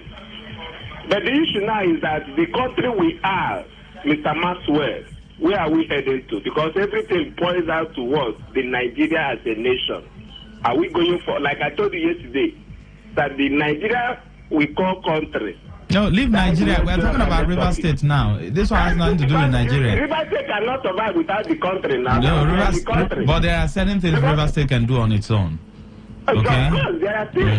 We receive. Nobody has held our money. We receive our money monthly at the end of the month. Once they share, they give us ours. 30% derivation, everything you can talk about, we receive ours. So how can we now utilize it? How long do you think it will take to solve the primary and secondary school issues? And then two, the 65 years retirement age. Do you think the request of the teachers should be granted? Maxwell, 65 or not 65. Let the government, whether state or federal, be sincere to themselves and those that are working for them. Their welfare should be paramount. It doesn't matter how many age. Even if you are 70 and you are still capable of delivering, what stop the person continuing? That's the thing we should be asking. It's about the capability. It's not about the age. If a man is up to 70, 75 and he still have that wisdom to offer, Can't you give him the chance to offer, looking at what he has? Thank you. It's not about the age, it's about what he can offer, and also their welfare also should be paramount. Thank you. Someone that is working should have something to eat so that he can work with his mind or her mind. This issue of government of a thing, I don't know. We are tired of them, honestly speaking. Thank you very much for your time. When you say government, we're talking about everybody, and we're also looking at some of the politicians you support one way or the other that are not doing well when they find themselves in positions. That's what constitutes government. Okay? And then let's leave this Abuja, Nigeria thing. Let our focus be on River State. If we can fix some things in River State, then we can now, yes, we know there are some certain things that are not within the purview of the state, like issues of, price of petrol and all that. But when it comes to primary and secondary school, of course, that's within the purview of the state. When you talk about roads, when you talk about agriculture, it's within the purview of the state. Electricity now is within the purview of the state. So what are the states doing? These are questions we need to ask. All the 13% derivation.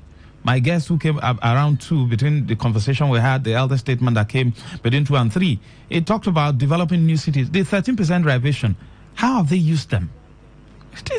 Do they even give account? All right, I'll do a rundown of the menu. Breakfast, we had Federal High Court in Abuja refuses to dismiss terrorism charges brought against 5 loyalists of Governor Siminalayi Fubara.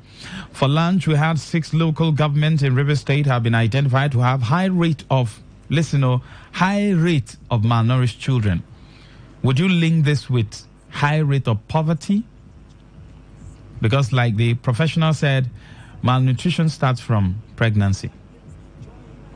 And if it starts from pregnancy, it means it's either the woman has not been eating well. And when a family is poor, how do you expect the woman to eat well?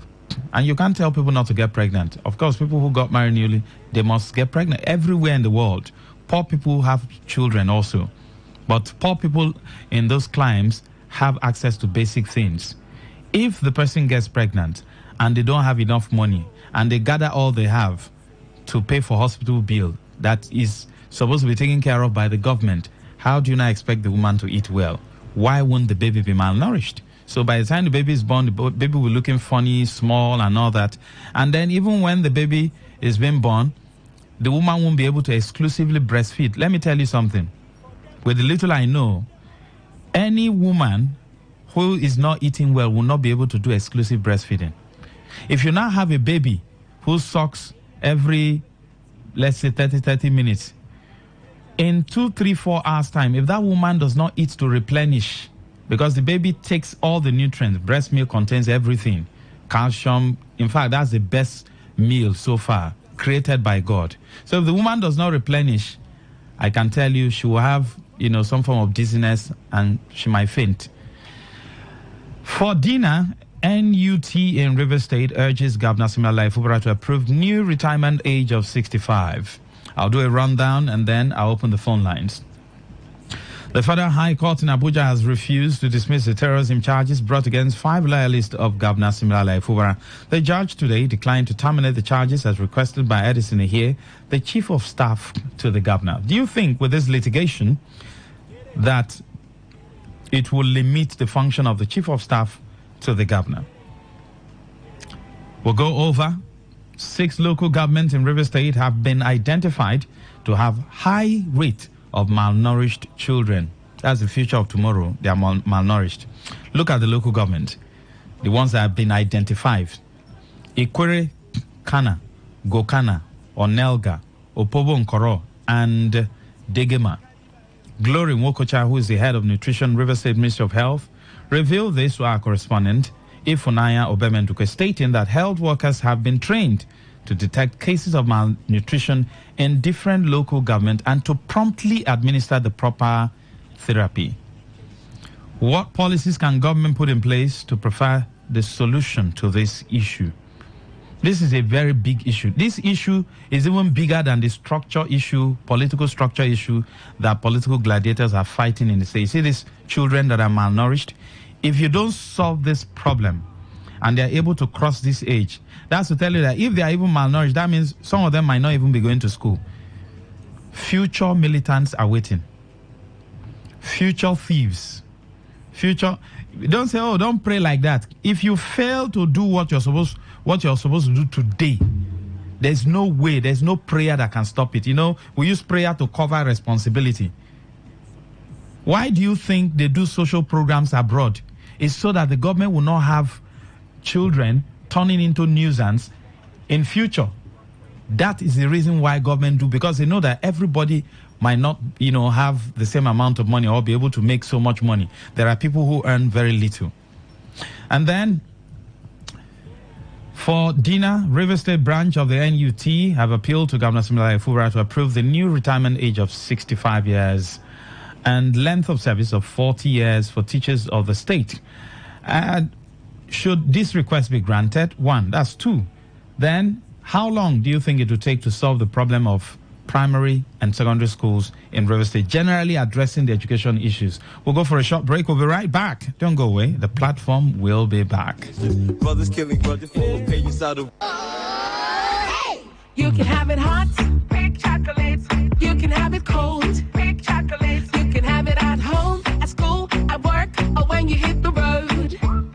It doesn't matter who you are, grown up or a kid.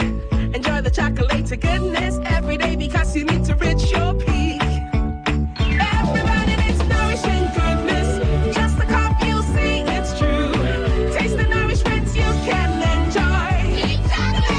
Big chocolate it is. Kids, grown-ups, it doesn't matter. Have a rich cup of peak chocolate milk powder anytime and enjoy the delicious nourishment of chocolatey goodness. Big chocolate it is. Peak. Reach for your peak.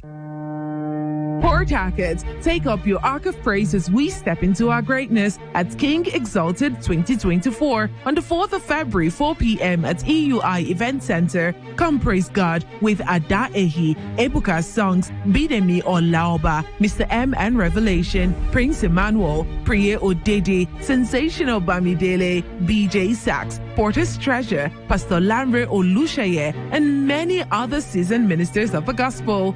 Doors are open to Kings at King Exalted. Go spread the good news. This event is powered by House on the Rock, Port Harcourt. Okay, all right. All you need to know about this one is that 95.1 FM. Such a unique diet. Welcome back. It's still the platform on radio. Feel free to join the conversation. So we took a look at 3 different stories. Number 1 story, that's for breakfast. We talked about Federal High Court in Abuja refusing to dismiss terrorism charges brought against 5 loyalists of Governor Sim Fubara. And for lunch, 6 local governments in River State have been identified who have high rate of malnourished children. And I said earlier, for those who care to listen, this issue of malnutrition in the lives of these children is far bigger than any structure that anybody is dragging in River State. It's far bigger than any political relevance. So government should attend to these children. If these children are not attended to, I can tell you it's not a prayer. Number 1, if they survive past this age, it means they are not also going to school. That means their parents are poor. They will look for the next available things to do. And these children will become a menace to this. Tomorrow you'll buy guns to chase them because you have cultists probably ravaging the whole community. Solve the issue of insecurity now. Solve the issue of malnutrition, the issue of education now, so that you won't cry tomorrow. It's simple. Rather, we're busy politicking. And then for dinner, NUT in River State urges Governor Sim Fubara to approve new retirement age of 65. The NUT chairman in River State also talked about schools where you don't have teachers. I think particularly he mentioned I think in Kana, where you have 80% of the teachers who are volunteers. So you can imagine, yet people are politicking.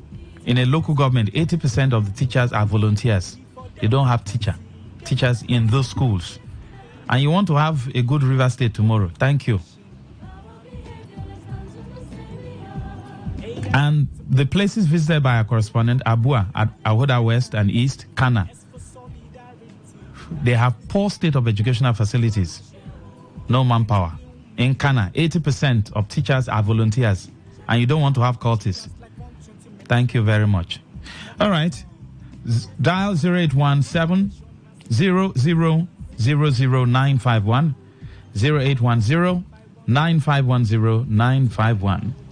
Please send in your messages to 0701 9339 962. Engineer, if you're listening, I need that phone right now. Thank you. Yes, good to have you. Yeah, Mr. Zion, good Go ahead, evening sir. to you. The request for the teacher should not be granted. That request is so lazy, full of poverty. Yes, good evening. Welcome. Hello, Maxwell. Yes, go ahead, sir. Good evening. Thank you, sir. Go ahead, sir. Yes. Yes, the High Court refused to quash the case.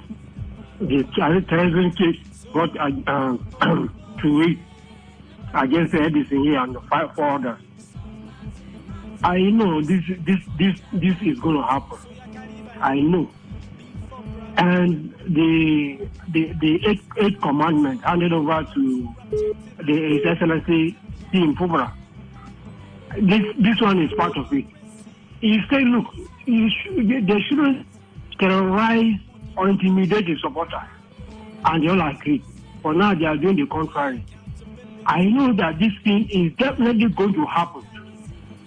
I have said this time without number that these people are there. They are just planted there. They are just to serve as a clog on the wheel of political, economic, and administrative progress. That is all. They are not there for anything. And although I blame His. If he had not gone to Abuja, this would not have happened. If I were him, what is Supreme Court case? I will do what I feel I will do. Even if they unseat me, no problem. No problem. Why would I be a governor? They are tossing me up and down. I can't receive this thing. It's not done. Even he, the president, when he was governor of Lagos, what happened? What happened? This is not loyalty. It's not loyalty. It's not loyalty at all. Thank you. It's not loyalty. Thank you. All right.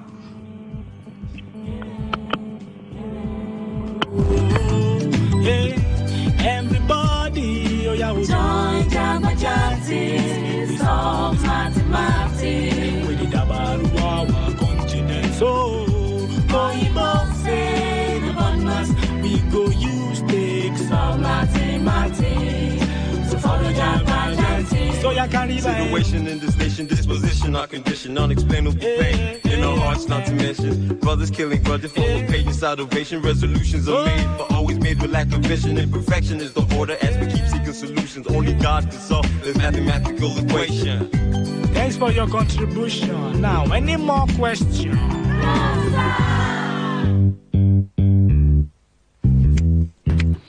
Welcome back. Yes, good evening, welcome. Yes, Maxwell. Good evening. Yes, go ahead, sir. Yes, please. Yeah, I want to say what transpired for me is never a good one. Because I don't just understand how Nigerian court is now the one trying to destroy our democracy. Now, here said that they issued an order requesting police and other relevant authorities not to arrest Edison here. And another court again is to upon it. The same court of the same jurisdiction. For me, it's unfortunate. And we, Rivers people here, are policy behind our governor, and Edison here. We are going to protect him. I want to advise Edison here. Please, don't just answer any police call. Because remember, look at now. They have said, they have linked Edison here with the murder of Abashin. For me, it's not a good one. The level of politics that we are playing in Rivers State is very dirty. And it's not good for our state. I'm one of Minister of FCT. So please, desist from what you are doing in the state. You are demarcating Rivers State. And Mr. President Tinubu should call to order. Tinubu should call FCT Minister to order before he throws the state into or anarchy. Thank you very much. Thank you very much. Yes, good evening, welcome. Yeah, good evening, Maxwell. Yes, go ahead, Honorable Chris. Yeah, this is Honorable Chris. So, the only problem that I see in this terrorism charge there. Before, you think that any matter where Mr. President is interested, you think the judges go go against Mr. President? Who? Which of the judge go big game mind attend this matter when Mr. President don't tell you see interested for the matter? See me, no thing, make you recommend to represent a budget. We are not saying that Mr. President is naive. Please call back if you can. Yes, good evening. Good to have you. Hello, Marcus. Yes, go ahead. Good evening. I'm Frank. Yes, please. Well, let me comment on this matter. I won't blame what is going on in River State. My blame goes to our governor. Because I don't see too much thing that is into this matter. The person that is fighting him, being ex-governor, so Jesus Christ born him direct. I want to know what makes him strong is our money, it's River State money. Let him use our own money to fight him back. It's making us when we are looking at this, we look at it, maybe we can have gotten River State as its own private thing. So I'm getting angry about all these things. Let him use our own money, because what makes Wike to be strong is River State money. Let him use it. You won't tell him to use it to build schools. Let's use it first. Pay bribe. All those judges. Which pay bribe? Why would you say he should pay bribe? No. You can't say that. You can't say simple rush use it to pay bribe. We are talking about educational facilities that are not in some local government. You say they should use money to fight. Fight what? Comrade Austin Omachi, way below, says, good day, Maxwell. You see, when things fall apart, trust me, Maxwell, the center can no longer hold. Very soon, those who claim to be Idi Amin's and Gaddafi's in the state would be disgraced. All right. Good evening. Welcome. Lucky Maxwell. Yes, go ahead, sir. Thank you, my brother. Good evening. Lucky, there's something I want us to understand. Terrorism charge, as far as I'm concerned, number one, the police has power and right to try you, whether at Abuja, to River State, anywhere. And look at how the lawyer of AEA messed him up. The same thing happened to the governor. People should read between the lines. Nobody bribed anybody. Go back and look at how these lawyers, fans, presented their cases. That is why I said, I don't want to know whether you're a fan, whether you're a professor of law, or whether you're a doctor of law. What I know is the Constitution. If there is argument, two people will argue, then the judge at the end of the day will give his ruling. And go and look at what they did today. Your name was not even part of that thing. Somebody only accused you, one of those persons that are suspects. And at the end of the day, you ask a fan to go and defend you there, then to even withdraw the whole of that case. What are you afraid of? That was where the judge now gave the ruling. Present yourself before police, or come to the court and plead either guilty or not guilty. And we're here shouting. The matter of No. Don't say we say that people are shouting. People have the right to, of course, comment. No, understand me. When I say we are shouting, I'm talking about the points to use the word that River State is the only place for you to try a terrorism charge. This is wrong and it's a lie. It is wrong. All right. Thank you very much for your time. Good afternoon, Max. On the here matter, the mission of Wike and Amehole is to distract the governor and rubbish his administration.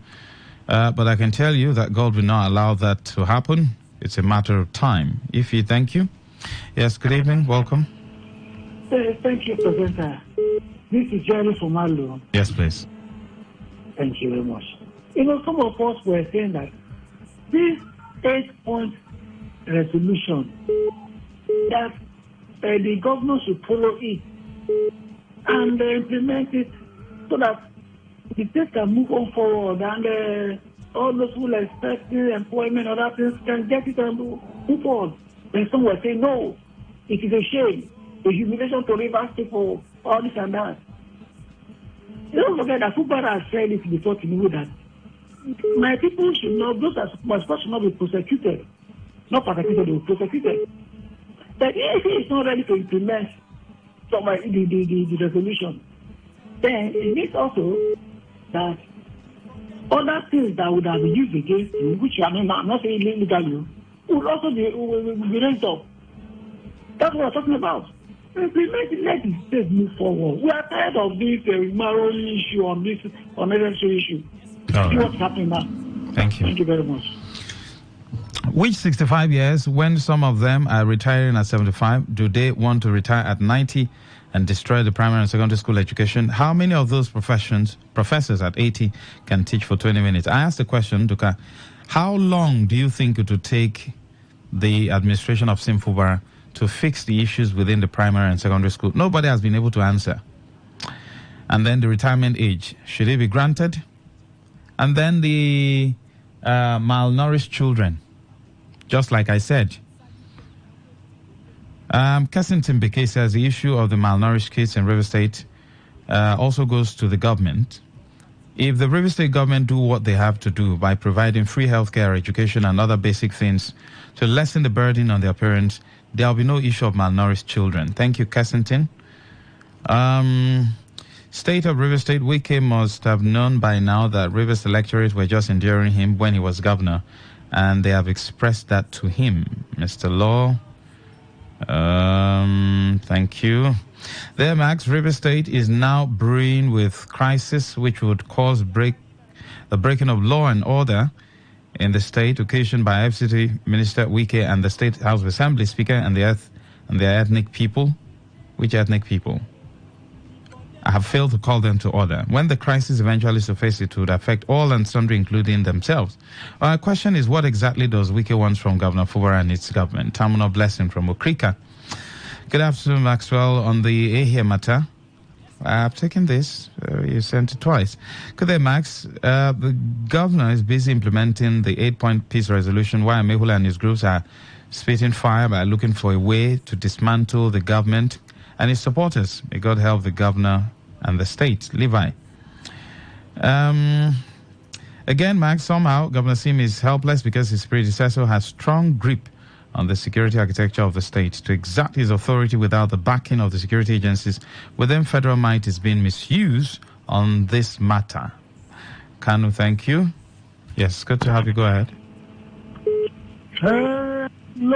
Mr. Sam, go ahead. Yeah, Mr. Maxwell, blessed evening to you and a bad evening to all the bad politicians, bad judges, and bad policemen in Nigeria.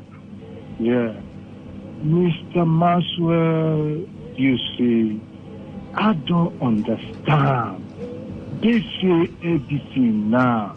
They are bringing charges about the death of Inspector Bako. It's just they said terrorism charges. So what kind of terrorism? The one they are terrorizing in the northeast, in the north, and in the Abuja right now. Have they been able since this Inspector General, or I don't want to say police council, but Inspector General came on board? Has he ever done any significant thing that is of benefit to the entire nation? Mr. Maxwell, please, you are a newsman. Have you ever had any reform or any kind of thing that this present police inspector general has done? Tell me. At least the last one who came, we have the IG boys who were going around patrolling, arresting people on highway who were robbing and doing all this, even arresting policemen who were engaged in bribe and what have you. But this one, since he came, it is politics. Now, I'm asking now, they say they are one of the charges again, apart from the terrorism. Me, I don't know if ADC now they are claiming that they are charging him for terrorism. That means he was working under somebody here who was the governor of the state, who was his right man, the person of Wike. Then definitely if his boy was a terrorist, then his master should know about it. And if his boy had this thing, who was his right man then, when the going was good, was responsible for the death of Inspector Agbajo that they are accusing him of. That means his master too was behind it. So they should arrest his master. But this one now, there is outright information publicly displayed by the Bomagu head that this man is responsible, him and his three. That was an allegation, that was actually an allegation. Let him go and prove now everything on his behalf. And so after the allegation, we expected the police, right, and the DSS to swing into action, right? So we are still waiting for them. Maybe till Jesus comes. That is where you will know that this IG and this present police commissioner, they are not only political, but they are Boy Scouts. I'm telling you. No, don't add that one. The hypocrisy in Nigeria is too much. I have a few questions for the IG of police and for him to act. Who ordered the tear gassing and pouring of hot water on Governor Sim? 2. Who are the officers that committed that offense? 3. What action has the IG taken about the allegation against former Governor Wike by a federal lawmaker? Anderson, thank you. You asked questions there that need answers. Good evening, Mr. Maxwell. Oyedikachi, Reverend, says the malnourished children in 6 LJs of River State and treatment to commence. That is a welcome development. Also, I implore the government to build a 24-hour working health center in the rural areas to help curb the health challenge affecting the children and the elderly. 65 years of retirement is good, but before retiring, they should seriously make sure that their replacement being approved by the Ministry of Education is at the corner in order not to cause the primary and secondary schools in want of teachers. It is not their responsibility. It is a responsibility of government to employ from time to time. Government conducts what you call needs assessment. I thought the past administration conducted, right? And they found out schools need how many teachers? Close to 20,000 or there. I can't grab the number now. Did the government employ? I'm not surprised that Ikwere local government area is among those with highest malnourished children. Business is low, no energy. Omagwa has no energy for 3 years running. Jerry from Alu. Maxwell, good day. With the idea I have, it will not have taken more than 6 months to solve the issue. I mean the educational system. Thanks, Somina. So you think in 6 months' time the governor can solve the issues in the education system? If there is no money, why do you give birth to children? You should hold yourself. Ebi, you think so? Everywhere in the world, even beggars do impregnate. Let me tell you, please, Nigerians and Rivers people who are listening, don't get used to being starved. Government have abdicated their responsibility in this part of the world. The problem of Africa is a mental issue and a leadership issue. Mental issue on the part of, mentality issue rather, on the part of the followers who fail to demand for what is right. They support their brothers. Is our brother. Whether things they spoil or not, is our brother. Let him stay there. And then on the part of the leaders, they are not doing the right thing. So don't get used to sleeping in a room that is not cross-ventilated when you can actually live in a palace, when there is provision for you to live in a palace. Do you understand? So always demand that the right thing be done by government. All this fight you're seeing is distraction. And before you know it, 4 years is gone. You think they will lose, the politicians? All their children are outside the country, schooling. None of their children is malnourished. Maybe you don't know. Max, in a land plagued with anarchy, the most powerful man is a judge and arbiter. In River State, the law has fallen into disrepute, and the judges are corrupt, trading with our commonwealth. People have lost hope in the Nigerian court system. Soon, people will resort to violence. Elder Chekwa Benson. I pray we don't get to that point. I pray we don't get to that point. Please educate your...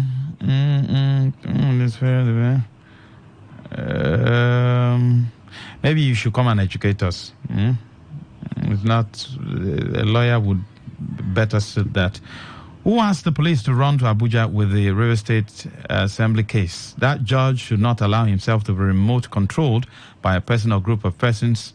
Satan has started to judge and convict people when found guilty. How wrong must have a man... Mr. Law, sometimes your messages, they flow. This one says, River State politician will say we are a third world country. Yet they have the latest iPhone, cars, mansions. When it gets to do what is right for the people, they will say it's in the pipeline. Politicians are very wicked to the people. People, thank you for that message. I love that message particularly. God bless you for that message. In carrying out investigation, it is easy to start from the known to the unknown. When Honorable Bomaguded has given the police a roadmap about the death of DPO, why not start from there than to chase shadows? Those who are not indigenous of River State should no, Nduka, you stop there. There's nothing like indigent or non-indigent. Marvelous from Biche says, good day, Maxwell. River State and Governor Fubara is not flowing. I can't go further. Greetings, Max. River State and Nigerians have all indices of underdevelopment. Many countries where our so-called political leaders run to for healthcare, holidays and tourism have overcome the basic problem of malnutrition, culminating in hunger. The 6 LJs in River State identified with the highest number of malnourished children have elected leaders who probably do not know why they are elected, or they do, but out of greed and selfishness, feign ignorance. A child cannot be malnourished without the mother passing it to the child. In other words, the 6 LJs equally have malnourished pregnant mothers. Sad story. Very sad. And that is to tell you also that successive government have also not done their job. So before you say he's a capacity man, think of the malnourished children. We are not even talking about physical structures now. Food, only food to eat. Children don't have food to eat. Women don't have food to eat. Yet you say capacity chairman, capacity governor. Even the people who call those people capacity they should also re-examine themselves. Good afternoon, Maxwell. I think Edison's issue is a mere witch hunting. God will see him through. Since the creation of the world, I have not heard of any wicked person or government that lasted forever. I've heard of Pharaoh, Ahab, Herod, Adolf, Hitler, etc. They had all gone. Even you call them random in the former administration at the federal level have gone. God save Nigeria. I won't call that name. Yes, good evening, welcome. Oh, sorry.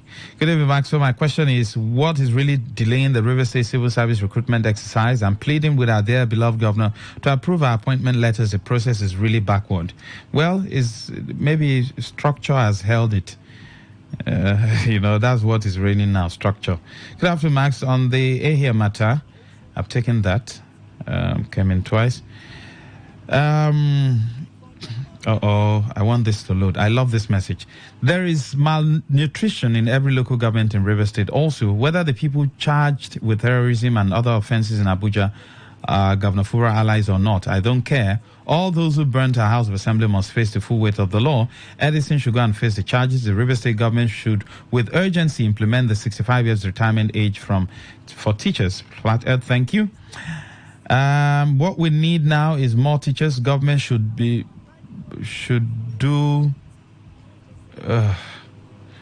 Andy. Let me tell our governor to take the bull by the horn and still continue calling a man who do not mean well for him and any other person in the state. The governor should make moves to start the recall process of this defected lawmaker so that things can start working in the state. Johnny from Abua. Please, dear Governor Sim, also file a case for the person who ordered the tear gassing and pouring of hot water on you, and also the officers that committed that offense. Anderson. Thank you. Greetings, Max. What happened in the Federal High Court Abuja was very much expected, but what I expect the governor to do is to stand for the chief of staff because he stood for him when it was not convenient. And a word of advice to the governor. Note, sir, in life, not everyone listens to the concept of peace when it comes to matters of interest. Therefore, on characters like that, use the concept of approach they can understand or listen to.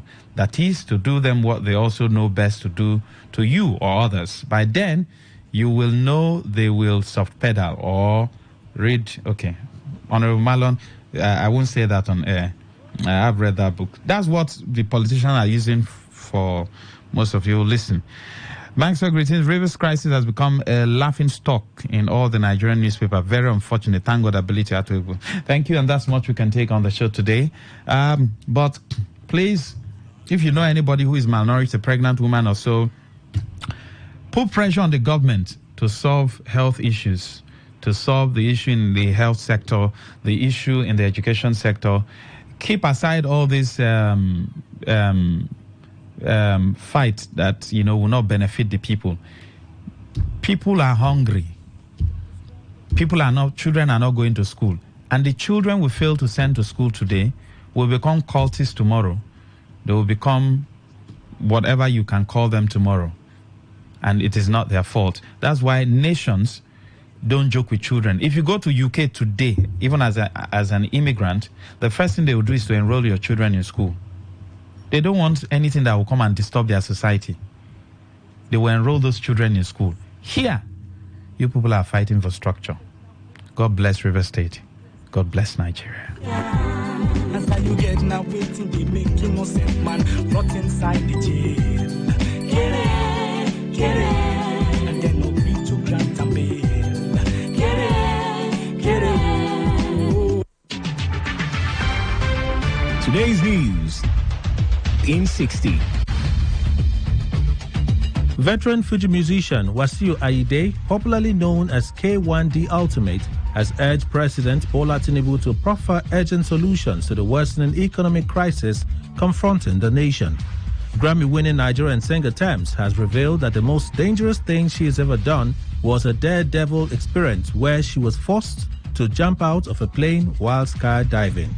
Controversial Nollywood actor Uche Maduago has claimed that he revived veteran colleague Jim Hyde's acting career with the 2021 stunt with Jamaica in a recent episode of the Trends and Bands podcast. Justice Chukwujeku Aneke of the Federal High Court sitting in Lagos has convicted and sentenced an actress Oluwa Darasimi Omoseyin to 6 months imprisonment for spraying and stepping on the new Naira notes at a social event in Lagos State. Grammy-nominated Nigerian singer David Adeleke, also known as Davido, has described the creation of the Best African Music Performance category at the Grammys as God's timing. American rapper Nicki Minaj has claimed that her colleague Megan Thee Stallion attempted to milk her saga with Tory Lanez, saying she wanted a Rihanna-Chris Brown situation. Today's news in 60. In 60.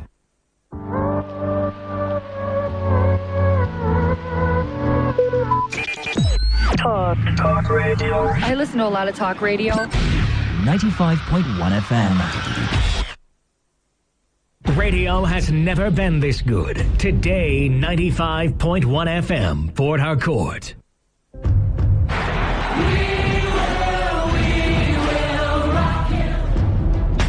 This is what we've waited for. The showdown. The fastest men in the world. Hearts racing. One light, two lights. They're backing off and backing. Pulse rising. Who will come out on top? Who'll take 3 lights, 4 lights. He's ready to be the star. The anticipation. Powerful, strong. There's Beckham. Time, Tyson get right. Hold all the way. He's looking right. The heart stops.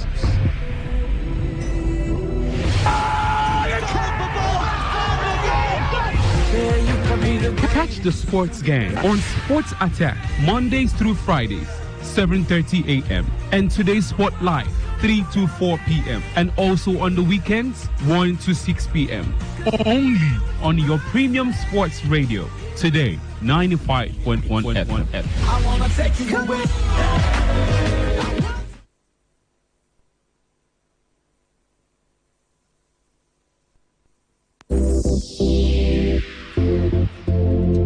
Let's talk football. What a devastating strike! Football is a leisure game. Sports is actually my job. Football is boring. That's not true. It's way more important than that. What a wonderful goal! Fantastic strike! As far as I'm concerned, sports is all about passion.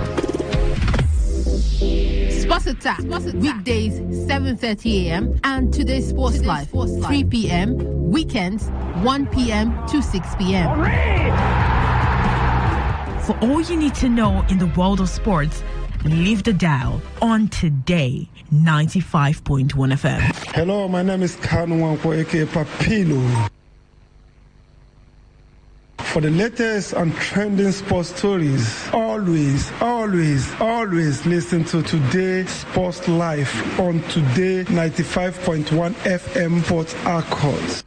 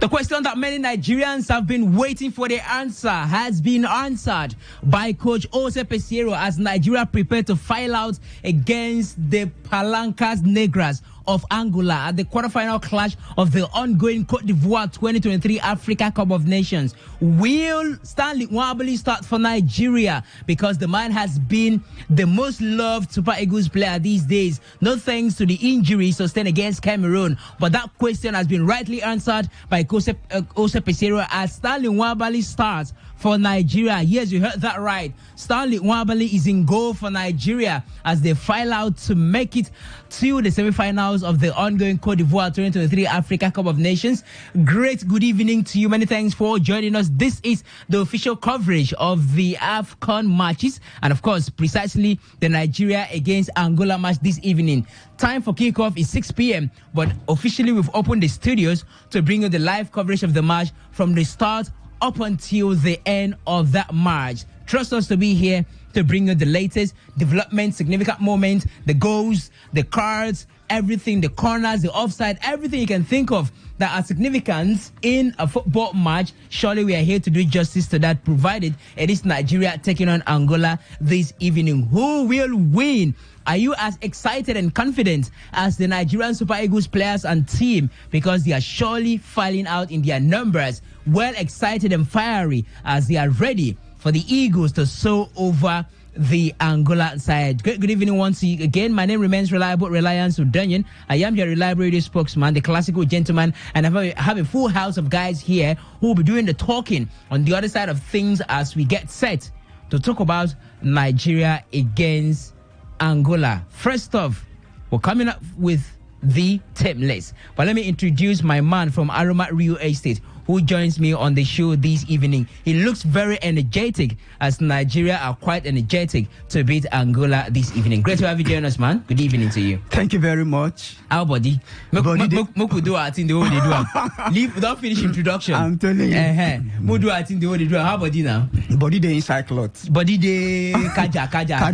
As you ready, like Nigeria go knock Angola come out. I'm telling you. And Aroma Estate bring better thing come. If yes, I go dash Super Eagles players if they win. No be Super Eagles players. I go dash us land. Of course. Now us where they are. No mean them. Yes, now as we don't do one before, now give somebody live chicken now. Now for we the land no one. As Nigeria they leave the AFCON. Aroma race they go call all the sports crew of Today FM. Say one plot. Of course. Aroma race. What Aroma race estate no fit do? You know day. So fast say na land and real estate. Yes, so. Oh yeah, now tell us what you carry come today. Okay, the good news be saying now, and at the second month of the year, don't they reach be that, and some people don't they plan say, okay, I won't buy land, I won't do one thing or the other. I won't remind you say January don't finish, it don't enter February. If you still the reason say you won't buy land and you won't save plenty money, Aroma Real Estate Day here to tell you say even as they enjoy this match, no say to buy land they easy with Aroma Real Estate, because with us you know need to save plenty money before you buy land. Yes. Okay. Now, where your land them day, where your estate them day, and just tell us, and then tell us the price. Okay, our estate day for locations where it go sweet you if you hear them. We get plenty locations, but because of time, we go mention just few.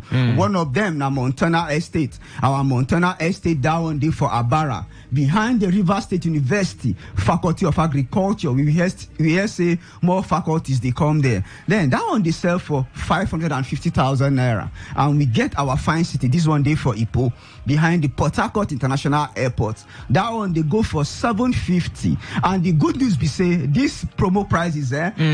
As we they play this match, you know say Valentine they come. You understand? Yes, now season where people they like give out things. Yeah. So if you gift somebody a plot of land, if you give person land, that person go love you. Go love you forever. Yes, now. As you don't die, still they love you. They go. Of course, now. You know what it be like? Land now, eternal something. Now, wow. Yes, so and we get our group city. That one day for Rupoku, a day behind the Redeem Campground. That one they sell for 202,500,000. Sorry to say. Then our Prosperity Layout.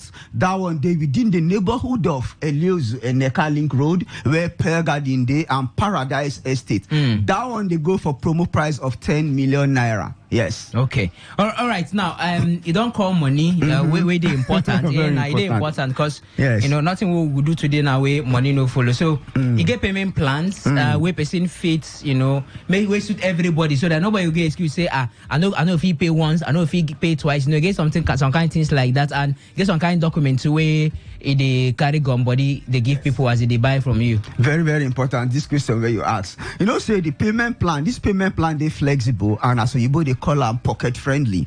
Why we do it like this? We say we want as you they enjoy this your new year, you they plan to buy land. We don't want to make you starve yourself so you won't buy land. So because of that, even if you deposit 50,000 naira first, if you decide say the balance will take me 3 months, 6 months, or 12 months, if even now 18 months, it will take you to balance the payment on the land. Aroma Real Estate, they understand. Now the document be say even if you pay 50,000 naira first, we go give you our receipt, our payment receipt to show say okay, this your money day with us. And when you deposit that money, we go show you the layout for ground and we go show you the plot number so that you go choose. Now when you finish to pay, we go give you deed of conveyance. That deed of conveyance, you know, say why would they give deed of conveyance for land? Be say land no be car. Where person go tell you say this car dey Obibo, you dey Rumosi, say drive and come. You know if you carry land come. So now the document where then they call deed of conveyance. Now that one shows say this land, this person now be the new owner. Yes. Then final we go give you our letter of allocation to show say that plot number where you buy. True now it's and the name of the estate will appear on that document. So as long as you don't buy, nothing fish shake, nothing fish segment. No. Nothing they happen. No, you don't become your own. You don't become your own. Of all course. these papers where they call. Yes. It makes sense. So yeah, tell us where your office is because it show me say people plenty now we don't they say Oga call number where your office is so that they could reach out to you. For number 10 NTA Choba Road, Rumokuta Junction. Now there our office there and our phone numbers now 0806 4919 962. That number again 0806 4919 962, and the second phone number 0803 9373 969. That number again 0803 9373 969, and the last number 0703 1109 663. That number again 0703 1109 663. Now our numbers be that. Okay, me know that I say as you talk, I carry yourself put inside wahala because you know say if you don't talk see land no they like car. We say oh boy drive and come make I see.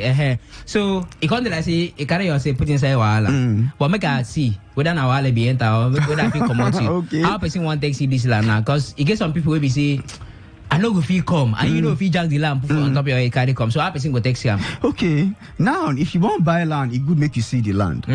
Because as you pay for that land will still dey where it dey. It dey increase. Yes, because of that, they always tell people, say, come our office for Rumokuta Junction. Now we go drive, you go show you the land. Yes, and they go see the land every day by 10 o'clock in the morning. And tomorrow, now another special day we'll be saying, na Saturday. Some people, they like Saturday. Then go say, okay, are they free? I feel come see them. So come our office. Now we go carry you, go show you the land. Come see them. Why you good make you see them? Be say, if you get for mine, say, I want plot, I want buy. But when you reach there, you say, the other money will be keep somewhere. I go buy 2 plots now, and all of that now for your own good. Yes. Okay, because you know what? So, like me now, tomorrow, I say I want to see the land where I want buy. I go just come your office. Yes. Then around that kind of 10 o'clock, 10 o'clock, the nap. Just carry me. Go show you the land. She be I know pay transport. I go pay transport. No, you won't buy land now. Okay. I mean, no one buy. You won't go and see the place. Go. Okay. I don't want to do beauty contest. You you go beauty contest. Of course, go show you. I know this. So now you know say plenty. No be only Aroma Estate where they sell land, all those things. Another companies, the real estate agencies, plenty. Them buckle like this. So why me I go leave all those ones say na Aroma? If you no be Aroma, you know if you be another real estate agency. Of course. Okay, before I go answer that your question, make I call our phone numbers again. Our phone numbers again are 0806 4919 962. That number again 0806 4919 962. The second phone number 0803 9373 969. That number again 0803 9373 969. Aroma Real Estate get plenty reasons to show say then they different from other companies.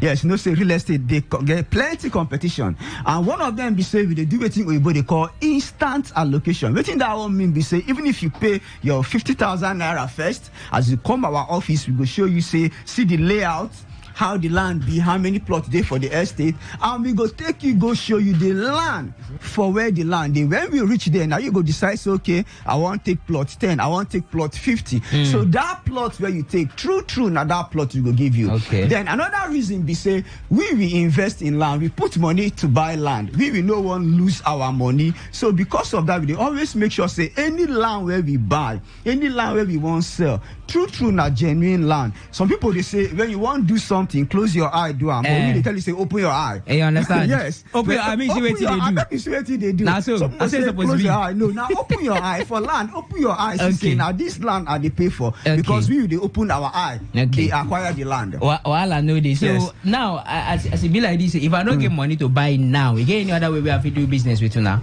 Yes. If you don't get money to buy now, if you decide, say, okay, you define what they call multiple streams of income. Now, land, you can become an agent. If you come our office, we will show you how to connect people where they buy land and people where they sell land. Now, one of the businesses where Aroma Real Estate they do be that plenty people don't come our office and then don't make extra money aside from their salary or their side hustle. Yes, Aroma Real Estate they help people make more money becoming an agent, or maybe you get somebody where get land where won't sell. If you come our office, you go inform us. We go link you up to buyer, or you get buyer. When you come our office, we go link you up to seller. Yes, make a call. Our phone number is very important to us. 0806 4919 962. That number again 0806 4919 962. And the second phone number 0703 1109 663. That number again 0703 1109 663. If they always remind people, say our Montana estate, that one they go for 550,000 naira. Okay. Behind the River State University. Okay. Our Fine City Classic, that one they for International Airport, they go for 750. Our Groove City for Rupoku 2.5. All right. Then our Prosperity Layout, they go for 10 million at Eleuze and Eka Link Road. No, with so C of O. as it be like this, everything where you need for land, as you want buy land. Aroma, I said I didn't get them. Aroma Real Estate did to satisfy you. Thank you very much. You do well. Say you much. come. All right. Thank you. All right.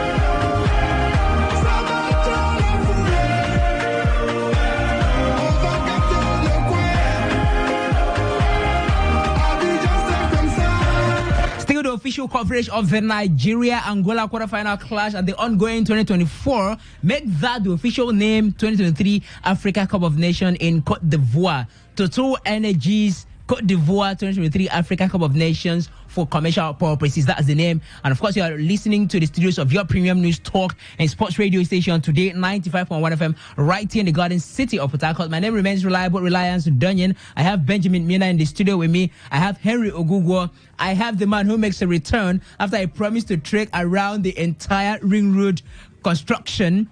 Mba Agukalu, ex-Enyimba player with me in the building. I equally have Ovie Janime in the studio. They are ready to jump in, to chew, to bite, to dissect, and of course to bring you the best of expert discussions regarding the ongoing match that we are going to be covering live. I do have the tip list, but before I let you in on the tip list, let me bring in the guys that I have in the building onto the mic, starting off with Benjamin Mina, who looks not as confident as he was when Nigeria defeated Cameroon, but this time around it looks like there's a little bit of lack of confidence that the Nigeria Super Eagles are going to do the business tonight.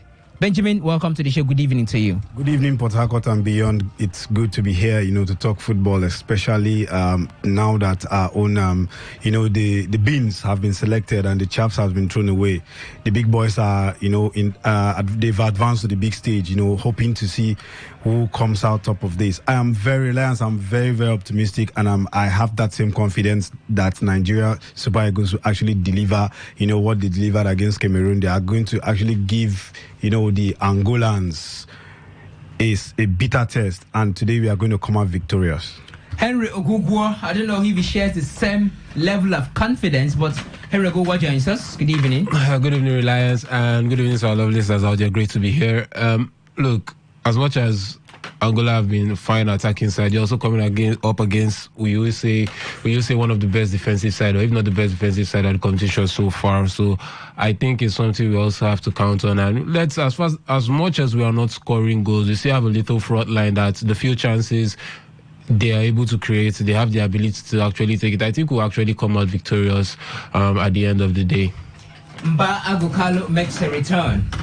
Great to have you, ex-international. Yes, thank you. Reliance, the reliable. That's how I call you. The man who knows sports from the beginning to the end.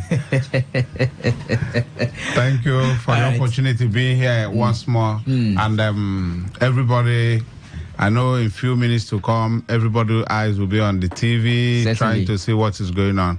I know football is unpredictable, but today we're going to predict it right. And that prediction will be that Nigeria to win. I can read the minds of Nigerians, but I don't know about the mind of the Angolans, if I can actually read their minds. But there is a certain group of Nigerians that I cannot read their minds. I'm just going to leave it at that. Ophie joins us. Good evening to you, man. Welcome. Good evening, Lance. Good evening, Port Harcourt and beyond. Unlike Benjamin and Harry, the optimistic, I'm a very pessimistic person. And no, we are good defense-wise. We haven't been able to get the goals, but they are clicking well. Angola, we've seen their attack lately, devastating, but we do have the same attack force. We just need to let them click. And surprising AFCON we've seen so far. All the big boys out, just us left. So we just hope that we see through. Okay, so in goal, Stanley Nwabali starts for Nigeria after the whole back and forth, hugging the headlines for the past 1 week. He returns in between the sticks for the Nigerian Super Eagles. Ola Aino returns as well. William Trisekon, the captain of his day, returns. Shemi Ajayi, Calvin Bassey, Zaidu Sanusi, Frank Onyeka, Alex Iwobi, Ademola Lookman, Moses Simon, and of course, the warhorse, Victor Osimhen, leads the attacking lineup for Nigeria. And on the bench, we have Francis Uzoho, Alassane, Kante, Yusuf. Don't get it twisted. Ahmed Musa is also there. Joe Aribo, Samuel Chukwueze, Osayi Bright, Samuel Kelechi Henacho, Paul Onwachu, Chidozie Awaziem, Kenneth Omeru, and Terry Murphy are the guys that start from the bench for Nigeria. Today, let's talk about the starting lineup. It's exactly the same players used to prosecute the match against Cameroon. Yeah, there's this saying that goes like this: you don't actually change a winning team, and we've been fantastic. The connection between the goalkeeper and the defense line, Nwabali and Akon, good to have him back.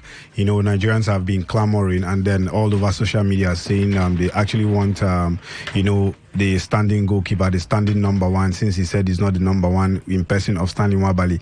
And then Akon, after he came back against the Cameroon team, we see how, the defense line was actually stabilized against that Cameroonian team, keeping lots of players at bay. The Cameroonians, the Super Eagles defense was so good that the Cameroonians didn't even have a shot on target. It shows how good they are. And then they are the best, defensive team in terms of this competition. So it's going to give us the defense line is solid. The only fear I have is in that defense line is Zaidu Sanusi. I hope he has learned his lesson, because he keep making the same mistakes always. Ever since the competition started, he's been the first choice left back, but always making silly mistakes and all that, missing those chances, and then crosses that couldn't beat the first bar. But let's hope it goes it goes a very good it goes a very long way to actually help the team, because the midfield, like before the last game we've been saying the midfield is not as strong, but we saw what the midfield can do. The connection between the midfield and then the attack lineup, it was solid. Kudos to Frank Onyeka. Let's hope they perform and then put in the same performance or better performance than we saw in the game against Cameroon. All right, Henry, do you subscribe to Jose Peseiro starting the same set of players and most likely the same approach he used against Cameroon? Frankly speaking, there's nothing wrong. The Angolans have been a very attack-minded side all competition long, very little forward line. Gelson Dala, Mabululu, Freddy, even Gilberto. I mean, those guys look prospects. They look good, especially when they're going forward, and that's what they know how to do best. They're a side that defensively, they were a bit routed by Algeria. It's just the fact of Algeria not necessarily taking their chances. I mean, when you watch the game against Algeria, you feel like Algeria definitely deserved more from that game against Angola in their opening group stage game. But you also have to say, what has Angola got into face after actually defeating Algeria? It was Mauritania and Burkina Faso. And with all due respect to those sides, I mean, they are not up to the standard of the Super Eagles of Nigeria. And you just feel that with our forward line, or what our forward line actually has to offer, it's better than what Burkina Faso has to offer. It's better than what Mauritania and also Namibia have to offer. But I think it's about trust in what is already working, and that's what matters. The consistency, what's important, the confidence that has been built already, what we're doing and what is already working.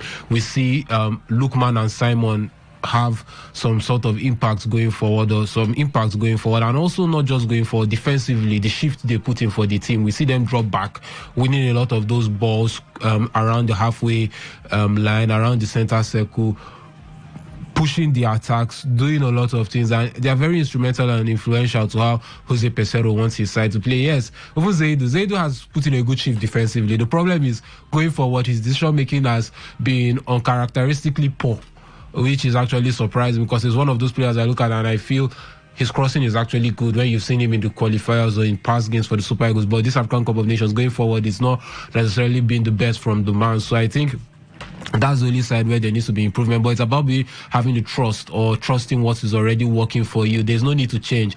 This is competition football, like we said. It's about just, even if it's 0-0, 1-0, anything, just put the ball into the back of the net, keep it tight and move on to the next stage. I mean, can the Angolans themselves withstand our forward line? Let's ask ourselves that, because we know Victor Osimhen is definitely a handful. Cameroon will attest to that. They will tell you hi when you mention the name Victor Osimhen. So I think when you look at it, trust what you're doing, trust what has been working for you. Onyeka and Alex Iwobi have been putting a big shift, huge shift in the middle of the park. Yes, they are not creating anything, but by the looks of things, that's not even their job in this competition. They are not there to create. They are just there to cover a lot of ground and help with the transition as quickly as possible, and they are doing that very well. So I think for Jose Peseiro, it's actually a fine one, and trusting the system is the best thing to do. Let me let you in on the mood of the players as they get set to file out against Angola this evening. We are right in the training camp. Scratch that. We are right in the players' locker room as they file out to get ready and get set for the match. This is the mood, how it feels like with the guys.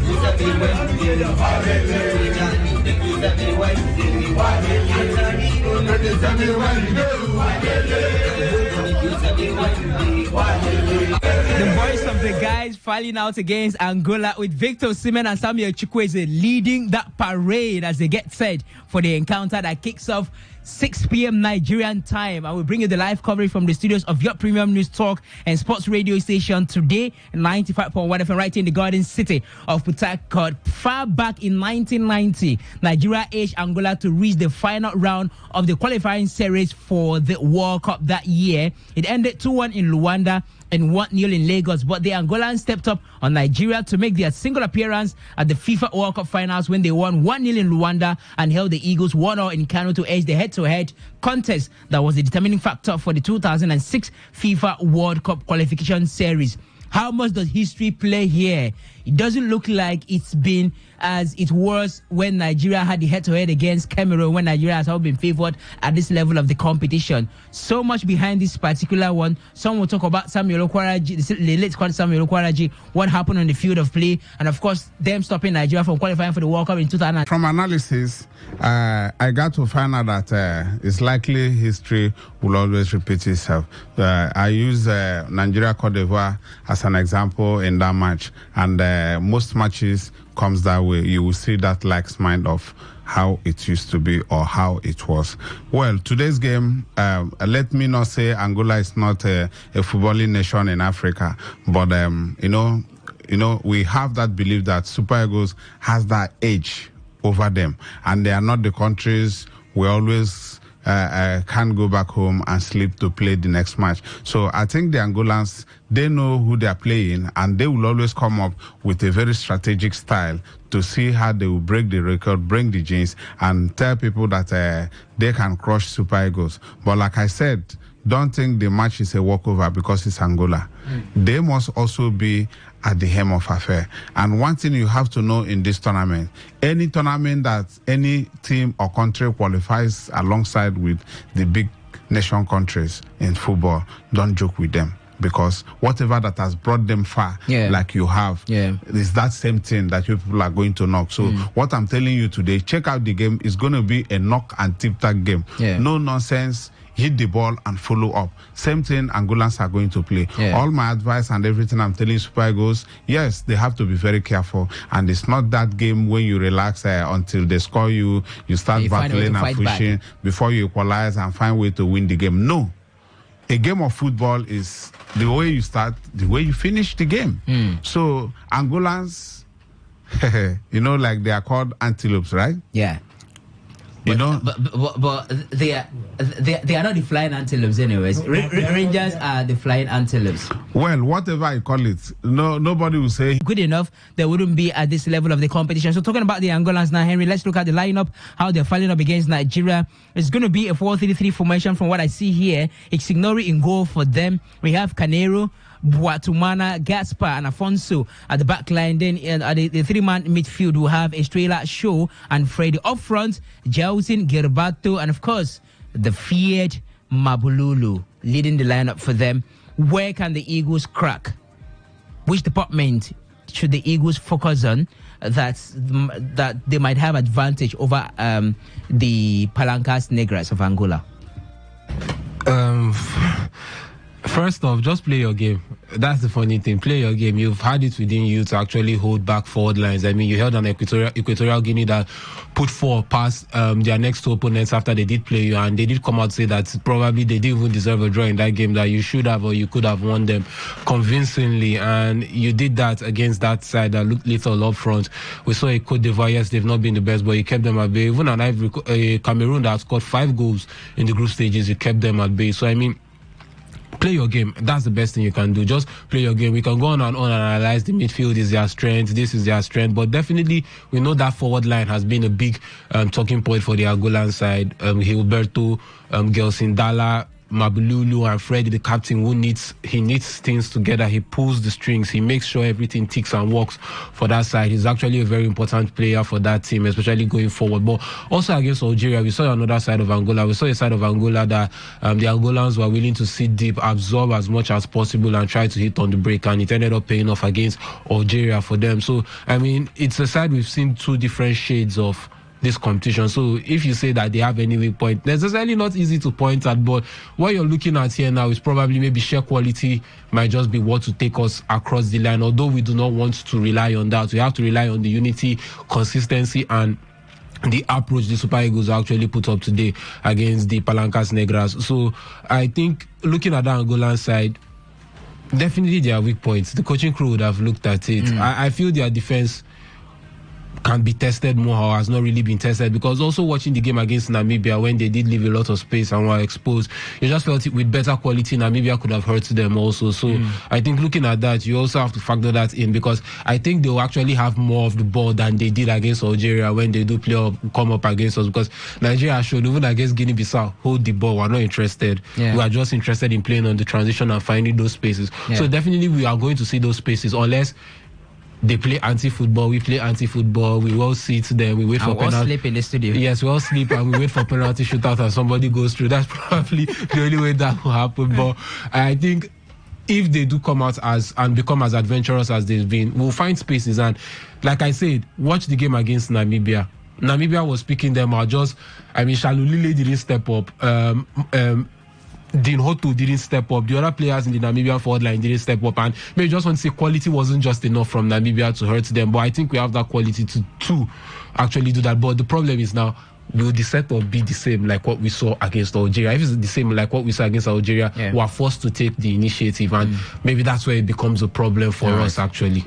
Reliance, he just mentioned something alongside, and I think I so much believe that you can see this 2023 Nations Cup is full of penalties. Now, I want to ask each and every one of us here, what is the tricks or the cases behind most teams ending up their winnings with penalties? Can anyone tell us what the problem is?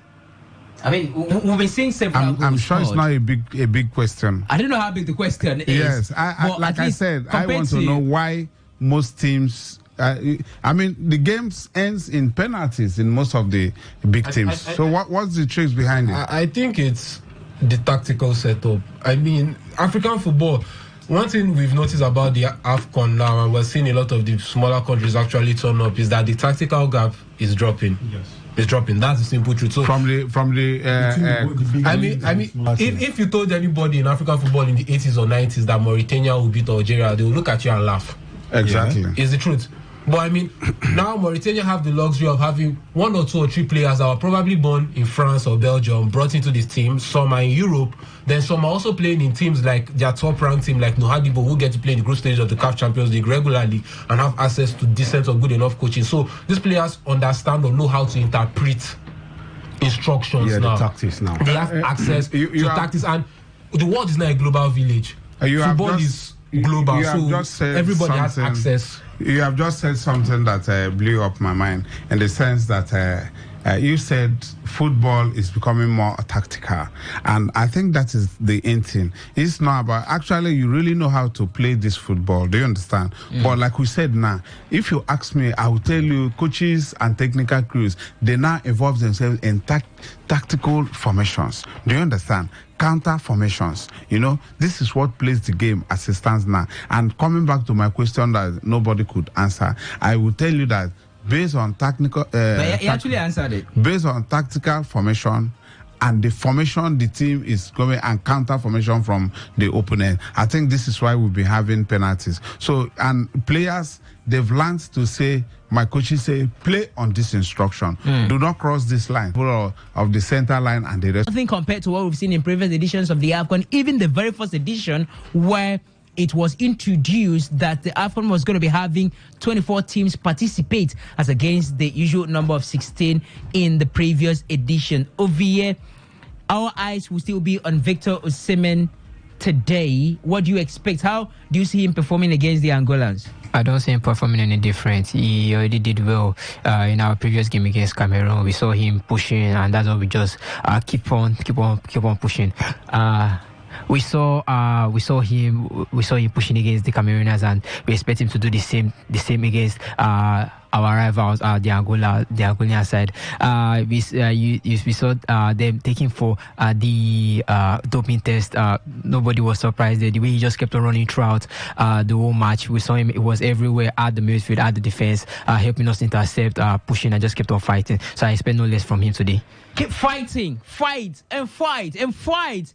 The Eagles fighting against the Leopards. Who is going to emerge victorious? Let's see what's going to happen. 6 p.m. And of course, that will take us until the 8 o'clock hour. That's going to be the time where the winner of the match will be decided. So we're going to know the very first team to qualify to the semi-finals of the Côte d'Ivoire 2023 Africa Cup of Nations by the 8 o'clock hour. Say 8 o'clock hour because you can't decide. You don't know, the match could end in extra time penalties, and it could be even extensive as the case may be. But we are here to bring you the latest developments and, of course, the live coverage of the match up until the time where the match will be done and dusted. Do not forget to be part of the conversation using the SMS on WhatsApp portal 0701 933 9962. The same lineup that Jose Peseiro used against Cameroon is the same lineup he's going to be using against Angola. Are you okay with that? Zaidu Sanusi starts, Nwabali starts in goal. He was 35 feet, and of course, Jose Peseiro has deemed him fit enough to start the match. Or is it rather? Actually, they had a late fitness test which he passed, and then he actually starts today. But the coach actually said that if in his press conference that if Nwabali is not fit, what's it called? Stanley Uzoho actually Francis Uzoho. Stanley Uzoho. We are now used Stanley to the, Uzoho. we are now used to the Stanley stuff because the names on the lips of every Nigerian was Francis Uzoho, and everybody was we know how it turned out. So Nigerians were actually praying that Nigeria, we are actually a praying nation. We're actually praying for for him to be fit, because at this stage, at this point in this type of competitions, you don't have second chance. Just not like the group stage where you win one and then you want to win the other. So in cases like this, you have to take a chances. That's how it is, because in football you get punished if you don't take a chances. So at this point in time, the man is fit. I don't think Jose Peseiro is actually under pressure to start him. If you're not fit, you're giving yourself more risk, because an unfit player wouldn't perform very well, no matter how good you are. We've seen cases where they will give you a painkiller for you to play the game, but at the end of the day, you don't play, you're not effective as when you're 100% fit. So I don't think Jose Peseiro is actually bowing to Nigerian pressure. It's the right thing to do. The man has passed his late fitness test and is starting.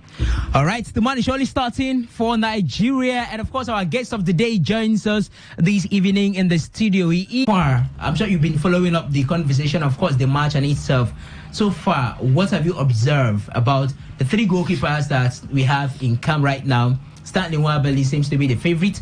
Francis Uzoho is there, and of course Ojo Olorunleke. Now, I would like to say that 3 of them deserve to be there. They deserve to be there because if they are not good, I don't think the coach will have any cause or any reason to invite them. He trusts them.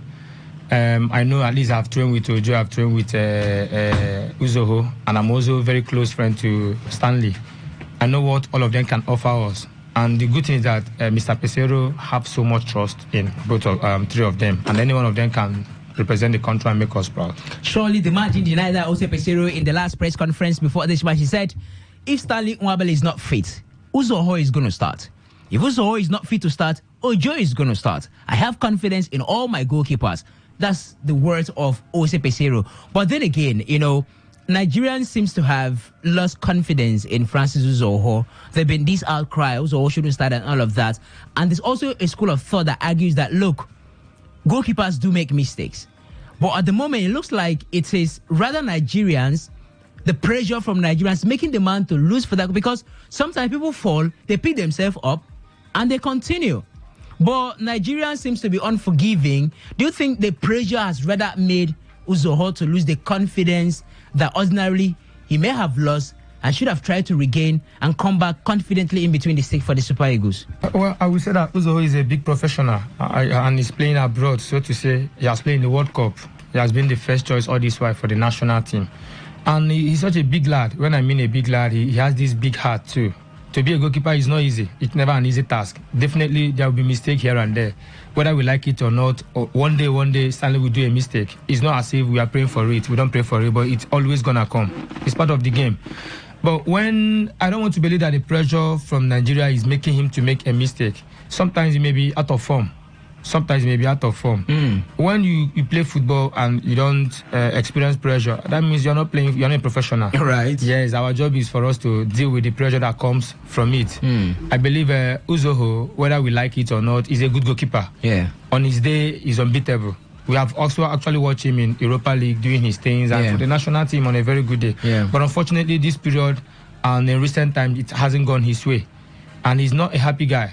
When I mean a happy guy, he's not happy with all the errors here and there and the pressures. He may give in to 1 or 2 mishaps, but that doesn't make him a bad goalkeeper anytime, any day. Surely he's still a go-to man in between the sticks. Sure he is. All right, talking about pressure, I have 2 players in the team, in my team. I'm not talking about the Super Eagles team. I'm talking about my team here in Today 95.1fm. I also have a team, but I'm not Jose Peseiro anyways.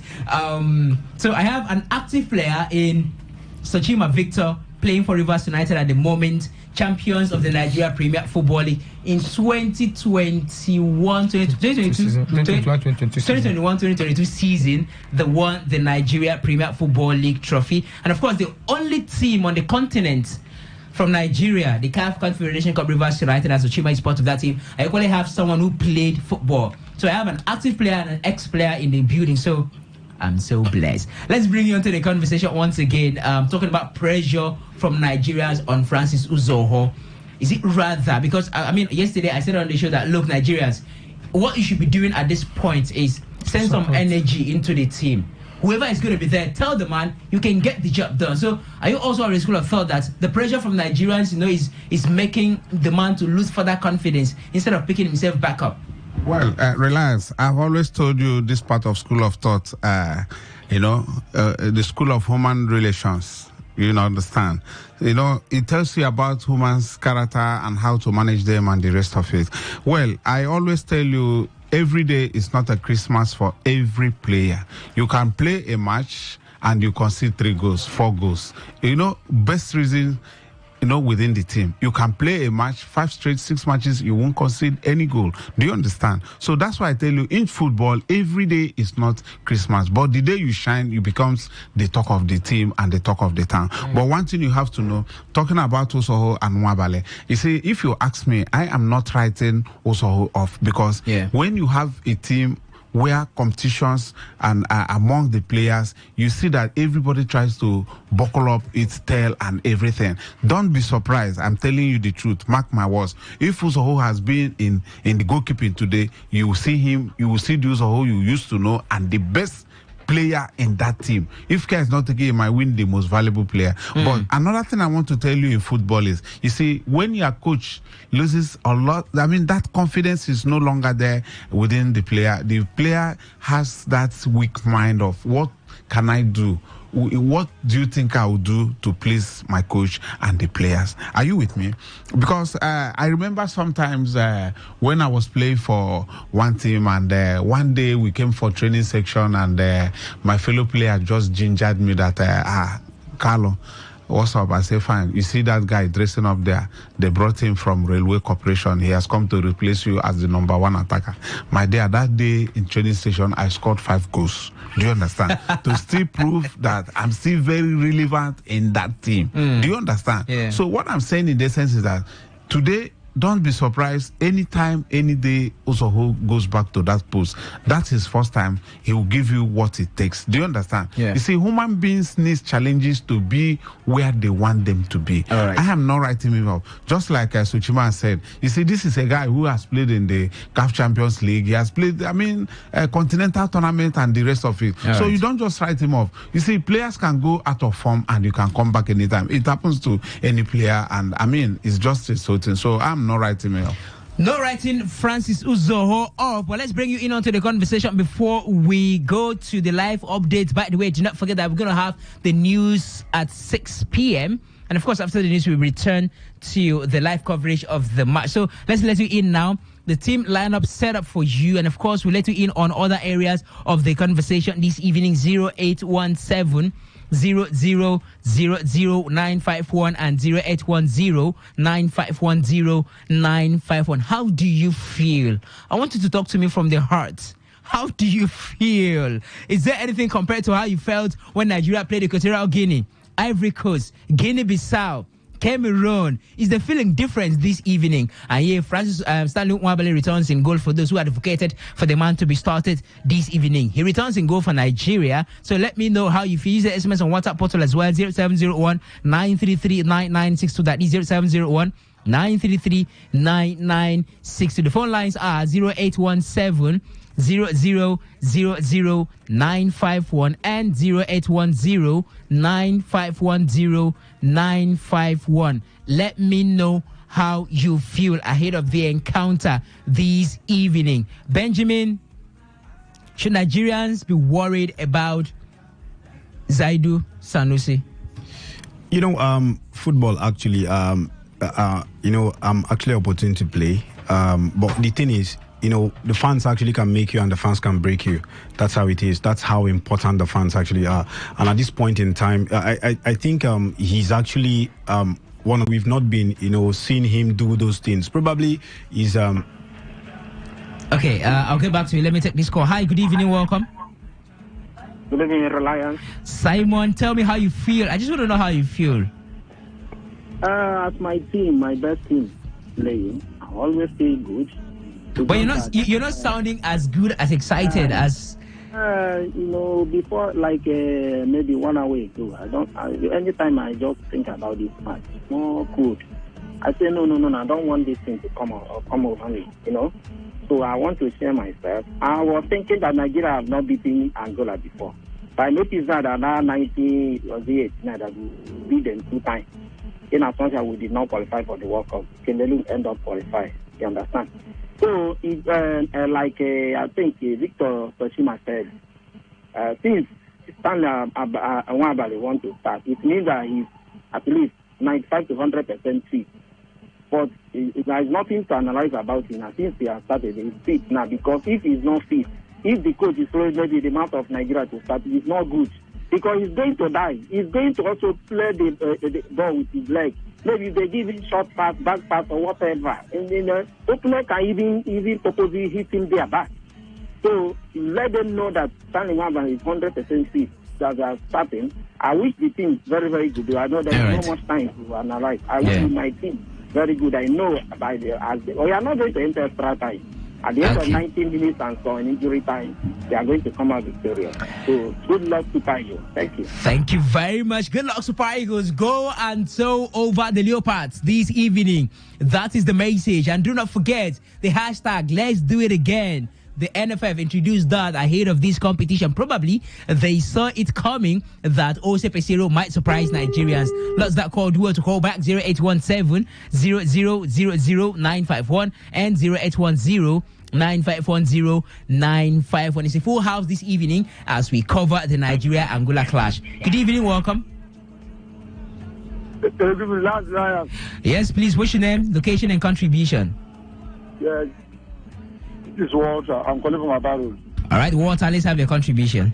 As you are talking of our own Super Eagles, have you forgotten that they are number one with the number one keeper for Angola?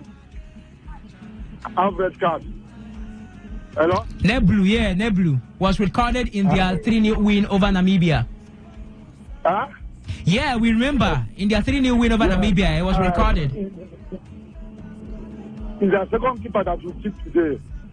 So for me, either the first keeper or the second keeper, like anyone, you are going to come. It's direct winning, it's straight winning. I said it in Cameroon. That's why you will feel like this. It's straight winning. All right. Any normal is straight winning, not extra time. Straight winning by Super Eagles. Hello? Surely we're hearing you. We can hear you. Straight winning, you said. The pattern he used against Cameroon. It is easy today for me. The weapon development. Okay. They will win. All right. Angola. Okay. 1 goal or 2 goals to nothing. All right. Thank you very much. Appreciate it. Walter is as confident as he was when Nigeria took on Cameroon and were victorious in that match, 2 goals to nothing. It ended in favor of the West African nation against the Cameroonians. Will it be the same scoreline or the same results tonight as Nigeria file out against the Leopard, the Palancas Negras of Angola this evening? We've talked about the lineup and a couple of areas. Ose Pesero has decided to go with the same set of players who played against the Indomitable Lions of Cameroon. And do not forget that we have our guest of the day in the house. Make that the guest of the evening in Sochima. Victor is a goalkeeper for Rivers United, former champions of the Nigeria Premier Football League. Also have an ex-player of record winners of the Nigeria Premier Football League, Mba Agukalo, talking about his days at Enyimba in the building. Alongside Benjamin Mina, Henry Ogugwo Ovie Wallace, yeah? Wallace. Okay. All right. I don't want to bother the name, so I had to confirm that in the house as well. So we do have you there. We do appreciate. By 6 p.m. we'll go for the news, bring you the news, and afterwards we'll return to the live updates of the match from the studios of your premium news talk and sports radio station Today 95.1 FM right in the Garden City of Port Harcourt. What we see from the TV screen is that Pesero has lined up his team in a 4-3-3 formation. But of course, people talk about the 3-4-3, the 3-man back line for Ose Pesero. Now, Benjamin, Victor Osimhen has been more of a team player. And probably that may explain why not so many goals. Or you think it's just a competition thing that has happened, because sometimes, the big players do go for national competitions like this and they find it difficult getting the goals. Well, the man has shown in the qualifiers that he's not a goal-shy striker. We've seen what he has done in the past 12 months for Napoli. He won the Scudetto with the highest goal scorer in that league last season. The truth is, as an attacker, what gives you confidence is the goals. But if the goals are not coming, come on, do your thing, be a team player. The goal is going to come. It's that simple. And I like what he's doing. He's not, letting the pressure, be on him so much as the biggest player in this continent. But the truth is, the man is actually doing, the part of the team. If you're not scoring, you're actually creating a